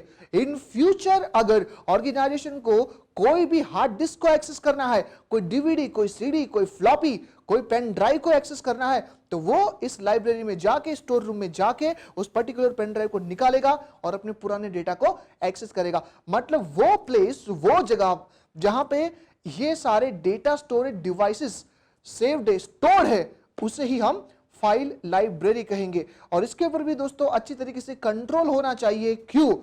अगर कोई भी विदाउट ऑथोराइजेशन एंड ऑथेंटिकेशन उस पर्टिकुलर स्टोर रूम में घुस के अगर कोई भी पेन ड्राइव चुरा लिए और अगर वो सेंसिटिव इंफॉर्मेशन था तो ऑर्गेनाइजेशन को काफी बड़ी दिक्कत का सामना करना पड़ सकता है। Next is documentation library. देखिए डॉक्यूमेंटेशन लाइब्रेरी में हम सेंसिटिव डॉक्यूमेंट्स को सेव करते हैं। देखिए चाहे ऑर्गेनाइजेशन कितना भी ऑटोमेटेड हो जाए लेकिन कुछ ना कुछ पेपर वर्क तो रहेगा। फॉर एग्जांपल अगर हमको सिस्टम डेवलप करनी है तो सिस्टम डेवलपमेंट का एंटायर प्लान डॉक्यूमेंटेड रहेगा। उसके बाद सिस्टम डेवलप हो जाए तो उस सिस्टम को कैसे यूज करना है उसका यूजर मैन्युअल बनाना पड़ेगा, वो भी डॉक्यूमेंटेड रहेगा। और ऐसे कई सारे और सेंसिटिव डॉक्यूमेंट्स, ये सारे के सारे डॉक्यूमेंट्स एक अलग प्लेस पे स्टोर करने होंगे और हमें यह एंश्योर करना होगा कि सिर्फ और सिर्फ ऑथोराइज्ड पर्सन ही उसे एक्सेस कर पाए।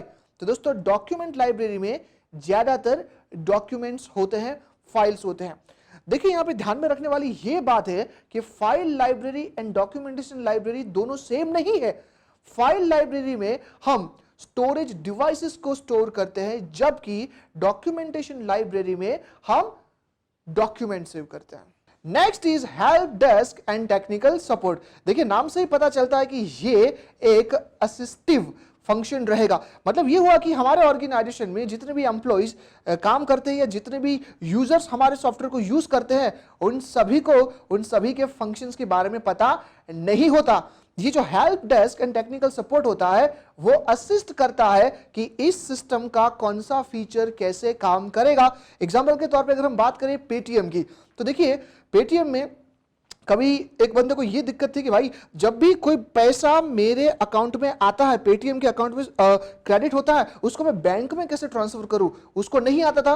वो डायरेक्टली जो पेटीएम का हेल्प सपोर्ट था वहां पे उसने क्लिक किया और टाइप किया that how to transfer money from Paytm to my bank account.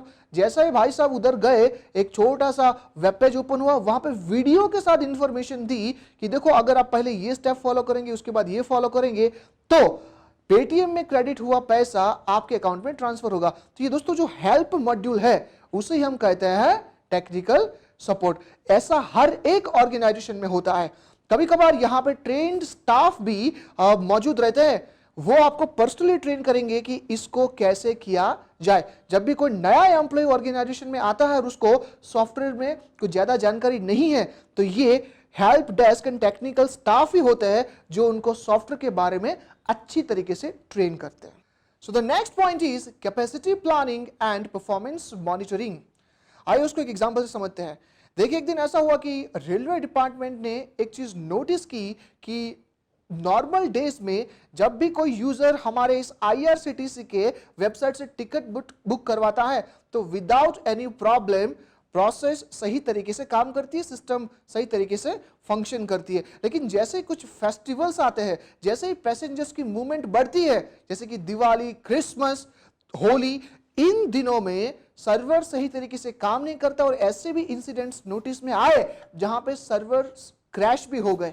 जब उन्होंने सिस्टम ऑडिट करवाया तब ऑडिटर ने यह रिकमेंडेशन दिया कि भाई नॉर्मल तक कोई प्रॉब्लम नहीं है, लेकिन जब एक लेवल से ज्यादा users eight a time system को हिट करते हैं तो सिस्टम लोड नहीं ले पाती। जब मैनेजमेंट ने पूछा कि हमें क्या करना चाहिए तो ऑडिटर ने यह रिकमेंडेशन दिया कि हमें हमारी कैपेसिटी को बढ़ाना होगा।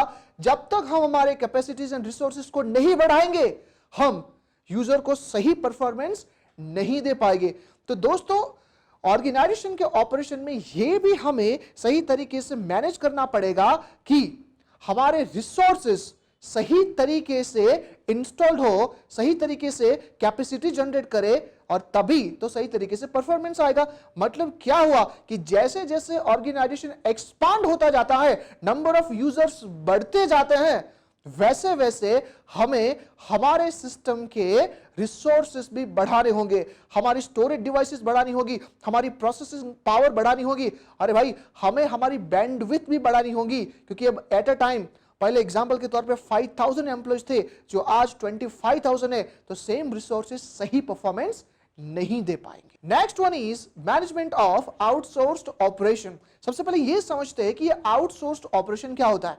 देखिए कभी ऐसा होता है कि ऑर्गेनाइजेशन सारी की सारी एक्टिविटीज को अपने ऑर्गेनाइजेशन में रन नहीं करवा सकता, तो कुछ ऐसी एक्टिविटीज जहां पे वो एक्सपर्ट नहीं है उन एक्टिविटीज को वो आउटसोर्स कर देता है, मतलब किसी और ऑर्गेनाइजेशन को वो ट्रांसफर कर देता है क्योंकि उनके पास वो एक्सपर्टीज होती है और वहां से वो प्रोसेस रन होगी। एग्जांपल के तौर पे most of the telecommunication companies में हम ये देखते हैं कि उनके जो कस्टमर केयर यूनिट है वो कंपनी खुद नहीं चलाती, लेकिन वो किसी और कंपनी को आउटसोर्सिंग कॉन्ट्रैक्ट से दे देती है कि वही संभालेंगे इस कंपनी के सारे कस्टमर केयर की कंप्लेंट्स को, उनके रिव्यूज को, उनके फीडबैक को और उनके कई सारे टेक्निकल सपोर्ट को। तो दोस्तों टाइम टू टाइम ऑर्गेनाइजेशन को ये आउटसोर्स की गई एक्टिविटीज को भी मॉनिटर करना पड़ेगा। अगर उनके ऊपर कंट्रोल नहीं रहा तो हो सकता है कि वो थोड़े लिबरल हो जाए, और अगर आउटसोर्सिंग वाले लिबरल हुए तो हमारे एग्जिस्टिंग सिस्टम को भी अफेक्ट हो सकता है। वेल, तो ऑपरेशनल मैनेजमेंट कंट्रोल्स के बाद now let's understand top management and information system management controls. देखिए हमने इतने सारे मैनेजरियल कंट्रोल्स पढ़े भैया, लेकिन इन सारे के सारे कंट्रोल्स को डिजाइन कौन करता है, उन्हें इंप्लीमेंट कौन करता है? आंसर है टॉप लेवल मैनेजमेंट। तो हमें इस पर्टिकुलर टॉपिक में यह पढ़ना है कि टॉप लेवल मैनेजमेंट के फंक्शंस क्या है, वो कैसे उस फंक्शन को एग्जीक्यूट करते हैं। देखिए, हम जो भी फंक्शंस यहां पे पढ़ेंगे वो ओवरऑल बिजनेस के लिए नहीं है, ये रिलेटेड है information technology and information system के बारे में। So basically, what are the functions are executed by top level management to maintain the IT and information system? सबसे पहला है planning, then organizing, then leading and last is control. देखिए, जब organization information system के बारे में कोई plan बनाता है, then what are the task generally involve in that. ध्यान रखिए, एग्जाम के पर्सपेक्टिव से काफी इंपॉर्टेंट क्वेश्चन है कि जब भी हम आईएएस से रिलेटेड कोई प्लान बनाते हैं तो कैसे कैसे टास्क उसमें इन्वॉल्व होंगे। सो सबसे पहले वो है रिकॉग्नाइज अपॉर्चुनिटीज एंड प्रॉब्लम। मतलब भाई यहां पे ये कहा गया है कि ऑर्गेनाइजेशन टॉप लेवल मैनेजमेंट ये देखेगा कि थ्रेट कौन कौन से है, अपॉर्चुनिटीज कौन कौन सी है। देखिए, थ्रेट्स एंड अपॉर्चुनिटीज के बारे में हमने पहले बहुत डिटेल में डिस्कस किया है। एक बार वो आइडेंटिफाई करेंगे, उसके बाद उस आइडेंटिफिकेशन के बेस पे they will also recognise the resources needed to apply. देखिए, अपॉर्चुनिटी देखना इंपॉर्टेंट नहीं है, उस अपॉर्चुनिटी को अचीव करने के लिए हमें कई सारे रिसोर्सेज को अरेंज करना पड़ेगा। So the next step is identify and recognise the resources needed to apply. Third is formulating strategies and tactics to acquire resources. अब हमने एक बार अपॉर्चुनिटीज एंड थ्रेट देख लिए, हमको यह भी पता चल गया कि वो चीजें हासिल करने के लिए हमें कौन कौन से रिसोर्सेज चाहिए। लेकिन दोस्तों, सोचने से कुछ नहीं होता, हमें उस रिसोर्सेज को पाने के लिए भी कोशिश करनी होगी, कई सारी स्ट्रेटजीज बनानी होगी। Now next question is what are the types of planning. So basically planning can be categorized into these two parts. The first one is strategic plan and second is operational plan. देखिए, strategic planning को हम long term planning भी कह सकते हैं, मतलब आने वाले 10 और 20 इयर्स में ऑर्गेनाइजेशन का विजन क्या होगा, वो क्या अचीव करना चाहता है, वो स्ट्रेटेजिक प्लान में होगा। जबकि ऑपरेशनल प्लान में छोटे छोटे ऑब्जेक्टिव्स होते हैं, छोटे टर्म्स के लिए ऑब्जेक्टिव्स होते हैं। For example, within 1 year what organisation wants to achieve, within 2 years where it will be standing. ये सारी की सारी चीजें ऑपरेशनल प्लान में सोची जाती है। Look, sometimes it can be asked that write down about the committee which is responsible for IT and IS strategies, which is responsible for information system development and monitoring. तो यहाँ पे हम किस committee के बारे में लिखेंगे? ध्यान रखिए, जो कमिटी आईटी की स्ट्रेटेजीज बनाने में, इंफॉर्मेशन सिस्टम को डेवलप करने में एंड उसको मॉनिटर करने में रिस्पॉन्सिबल है, उसको हम स्टीयरिंग कमिटी कहते हैं। देखिए, हमने कार तो देखी होगी, कार बिना स्टीयरिंग के नहीं चल सकती मेरे भाई। ये स्टीयरिंग ही है जो उसको डायरेक्शन देता है, वही उस डायरेक्शन को चेंज करवाता है। तो दोस्तों, स्टीयरिंग कमिटी ये आईटी प्लानिंग का सबसे इंपॉर्टेंट एंड वाइटल कंपोनेंट है। तो बेसिकली स्टीयरिंग कमिटी क्या होती है और उसमें कौन कौन से लोग होते हैं? देखिए, आईटी से रिलेटेड कोई भी पॉलिसी हो, नया सिस्टम लाना हो या नई सिस्टम को डेवलप करना हो, नया कोडिंग करना हो, नए फीचर्स ऐड करने हो, कुछ फीचर्स को रिमूव करने हो ऑर्गेनाइजेशन में, ये सबसे पहला डिस्कशन स्टीयरिंग कमेटी में होगा। और स्टीयरिंग कमेटी के बाद ये जाएगा बोर्ड ऑफ डायरेक्टर्स के पास, और अप्रूवल के बाद बजट एक बार पास हो जाए उसके बाद उसको इंप्लीमेंट किया जाता है। तो सबसे पहला सवाल ये है that what is the composition of steering committee. देखिए, कंपोजिशन का मतलब होता है कि स्टीयरिंग कमिटी में कैसे कैसे लोग होते हैं। तो basically there are 2 types of people who are the part of the steering committee. सबसे पहला, the persons from all the departments who will represent the department. मतलब क्या, अगर मैं बात करूं मार्केटिंग की तो मार्केटिंग मैनेजर स्टीयरिंग कमिटी का पार्ट होगा। अगर मैं बात करूं फाइनेंस का तो फाइनेंस मैनेजर, उसी तरीके से एचआर मैनेजर, सीआरएम मैनेजर, जितने भी अलग अलग डिपार्टमेंट्स हैं उन सभी के रिप्रेजेंटेटिव यहां पे रहेंगे। Question why? देखिए, अगर मैं यहां पे आईटी टीम का हेड हूं और मुझे कोई सिस्टम में चेंज लाना है या डेवलप करना है, मुझे ये समझना होगा कि हर एक डिपार्टमेंट की रिक्वायरमेंट क्या है, उनकी नीड क्या है। अगर मैं उनकी नीड को सही तरीके से नहीं समझ पाया भाई, तो मैं सही तरीके से उनको जस्टिफाई नहीं कर पाऊंगा। अल्टीमेटली वही तो एंड यूजर्स होते हैं। Second is IT personnel. देखिए आईटी पर्सोनेल ये बिजनेस से डायरेक्टली रिलेटेड नहीं होते, उनको सिर्फ और सिर्फ बिजनेस की नीड को समझना है और उसके हिसाब से अपने सिस्टम को प्लान करना है, डिजाइन करना है एंड उसको डेवलप करना होता है। तो बेसिकली कैसे कैसे लोग हमारे आईटी पर्सोनेल की टीम में होते हैं, जैसे कि programmers, testing people, quality assurance people, system auditor, project manager, ये सारे के सारे लोग हमारे आईटी पर्सोनेल में आते हैं। Next question is that what is the function of this steering committee, ये आखिरकार क्या करता है? So basically it provides overall direction regarding information technology and matters related to information system. Second is this committee is responsible for information system activities, but mind well these activities are not limited to only accounting and finance but it goes beyond it. Example के तौर पे अगर communication channel से network काम नहीं कर रहा है तो स्टीयरिंग कमिटी इसके लिए कुछ इनिशिएटिव्स लेगा। अगर कुछ नए डिवाइसेस इंस्टॉल करने हैं ये स्टीयरिंग कमिटी ही उसको सैंक्शन करेगा, उसको पास करेगा। After planning the next point is organising. देखिए ऑर्गेनाइजिंग का मतलब होता है व्यवस्था। जब घर में कुछ शादी ब्याह होता है तो हमारे बुजुर्ग लोग उस शादी को सही तरीके से एग्जीक्यूट करने के लिए क्या क्या करते हैं, वो कई सारे रिसोर्सेस को सबसे पहले अरेंज करते हैं और जहां जहां लोगों की जरूरत होते हैं उसको भी अरेंज करते हैं। भाई हमें खाने वाला चाहिए, मंडप वाला चाहिए, बैंड बाजे वाला चाहिए और से कई सारे लोगों का अरेंजमेंट हमारे बुजुर्ग लोग करते हैं। देखिए उसी तरीके से ऑर्गेनाइजेशन में जब हम बात करें ऑर्गेनाइजिंग की तो उनका मेन फंक्शन होता है जरूरी रिसोर्सेस को अरेंज करना। मतलब ऐसा समझ लीजिए कि अगर हमारे एग्जिस्टिंग सिस्टम की कैपेसिटी अब टॉलरेबल नहीं है, मतलब लोड इतना बढ़ गया कि वो अब ज्यादा लोड को टॉलरेट नहीं कर सकती, तो ये आईटी टॉप लेवल डिपार्टमेंट ही होगा जो नेसेसरी रिसोर्सेज को अरेंज करेगा, उन्हें अपग्रेड करेगा।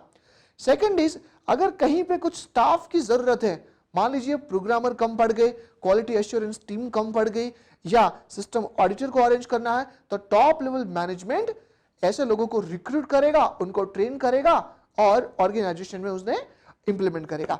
तो basically organising has this two functions. The first one is resourcing the information system functions and second is staffing the information system function. After organising the next function of top level management is leading. Leading को समझने के लिए आइए एक example लेते हैं। अब एक ग्राउंड पे क्रिकेट खेली जा रही थी, इंटरनेशनल लेवल की क्रिकेट।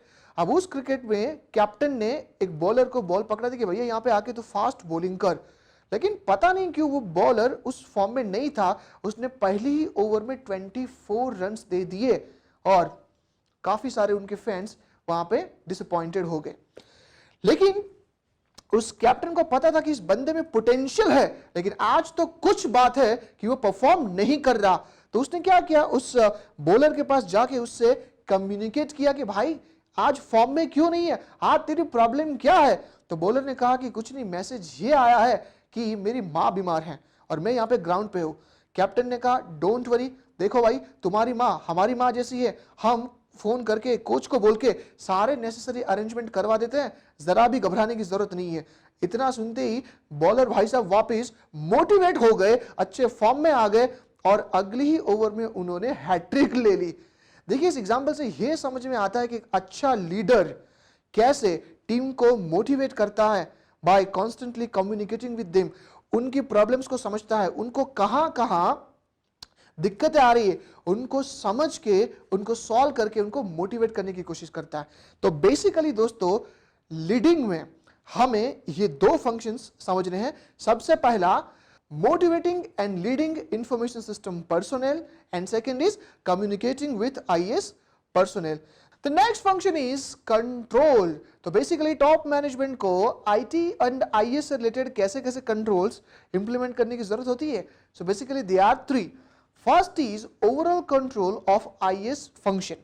देखिए IAS function में यहाँ पे टॉप लेवल मैनेजमेंट क्या क्या ध्यान में रखेगा, उसको सबसे पहले यह ध्यान में रखना है कि क्या बजट होगा, इस एंटायर सिस्टम को डेवलप करने में कितना एक्सपेंस होगा और उसके सामने उसकी वैल्यू कितनी रिकवर होगी। तो यहां पे हम बात करें कॉस्ट बेनिफिट एनालिसिस की, कितना पैसा यहां पे लगेगा और सामने कितनी वैल्यू हमें वापस मिलेगी। उसके बाद जो नेक्स्ट कंट्रोल है वो है control of information system activities.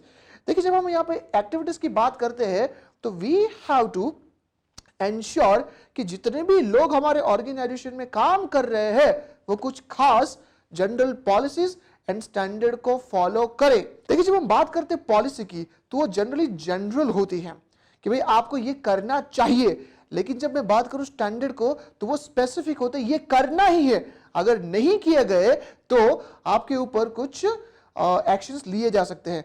तो जितने भी एम्प्लॉयज हमारे ऑर्गेनाइजेशन में काम कर रहे हैं हमें ये एंश्योर करना है कि वो सारे के सारे लोग पॉलिसीज एंड स्टैंडर्ड को सही तरीके से फॉलो करें। अगर कोई नया पर्सन हमारे ऑर्गेनाइजेशन में एंटर होता है तो पॉलिसीज एंड स्टैंडर्ड का इंफॉर्मेशन नॉलेज उसको ट्रेनिंग में ही दे देना है कि देखो भाई तुम्हें इसी तरीके से, इसी पाइपलाइन से, इसी प्रोटोकॉल की तरह ही काम करना होगा, अगर नहीं किए गए तो कुछ एक्शंस लिए जा सकते हैं। Next control is control over information system services. देखिए एक इंफॉर्मेशन सिस्टम कई सारे स्टेक होल्डर्स को सर्विसेज देता है। अब हमारे जो इंफॉर्मेशन सिस्टम ऑडिटर भाई साहब हो गए जो कंटिन्यूसली मॉनिटर करेंगे कि हमारी इंफॉर्मेशन सिस्टम जो सर्विसेज प्रोवाइड कर रही है क्या उससे हमारे ऑब्जेक्टिव्स अचीव हो रहे हैं या नहीं हो रहे हैं। अगर कुछ गैप आ रहा है, अगर हमारे स्टेक होल्डर सही तरीके से सेटिस्फाइड नहीं है तो वो उसको रिव्यू करके टॉप लेवल मैनेजमेंट को रेकमेंड करेगा कि भाई यहां पे हमें रिसोर्सेज को अपग्रेड करने की जरूरत है या रिसोर्सेज को चेंज करने की जरूरत है। टॉप लेवल मैनेजमेंट इस सारे के सारे रिकमेंडेशन को स्टडी करके अपना कॉस्ट बेनिफिट एनालाइज करके जहां जहां रिसोर्सेज नए इंप्लीमेंट करने की जरूरत है वहां पे करेगी। तो दोस्तों ये थे हमारे सारे के सारे फंक्शंस ऑफ टॉप मैनेजमेंट और इसी के साथ खत्म होता है मैनेजरियल कंट्रोल्स। तो मैनेजरियल कंट्रोल्स में हमने पढ़ा system development management controls, then programming management controls, then data resource management controls, quality assurance management controls, security management controls, operational management controls और लास्ट में हमने समझा top management and IS management controls.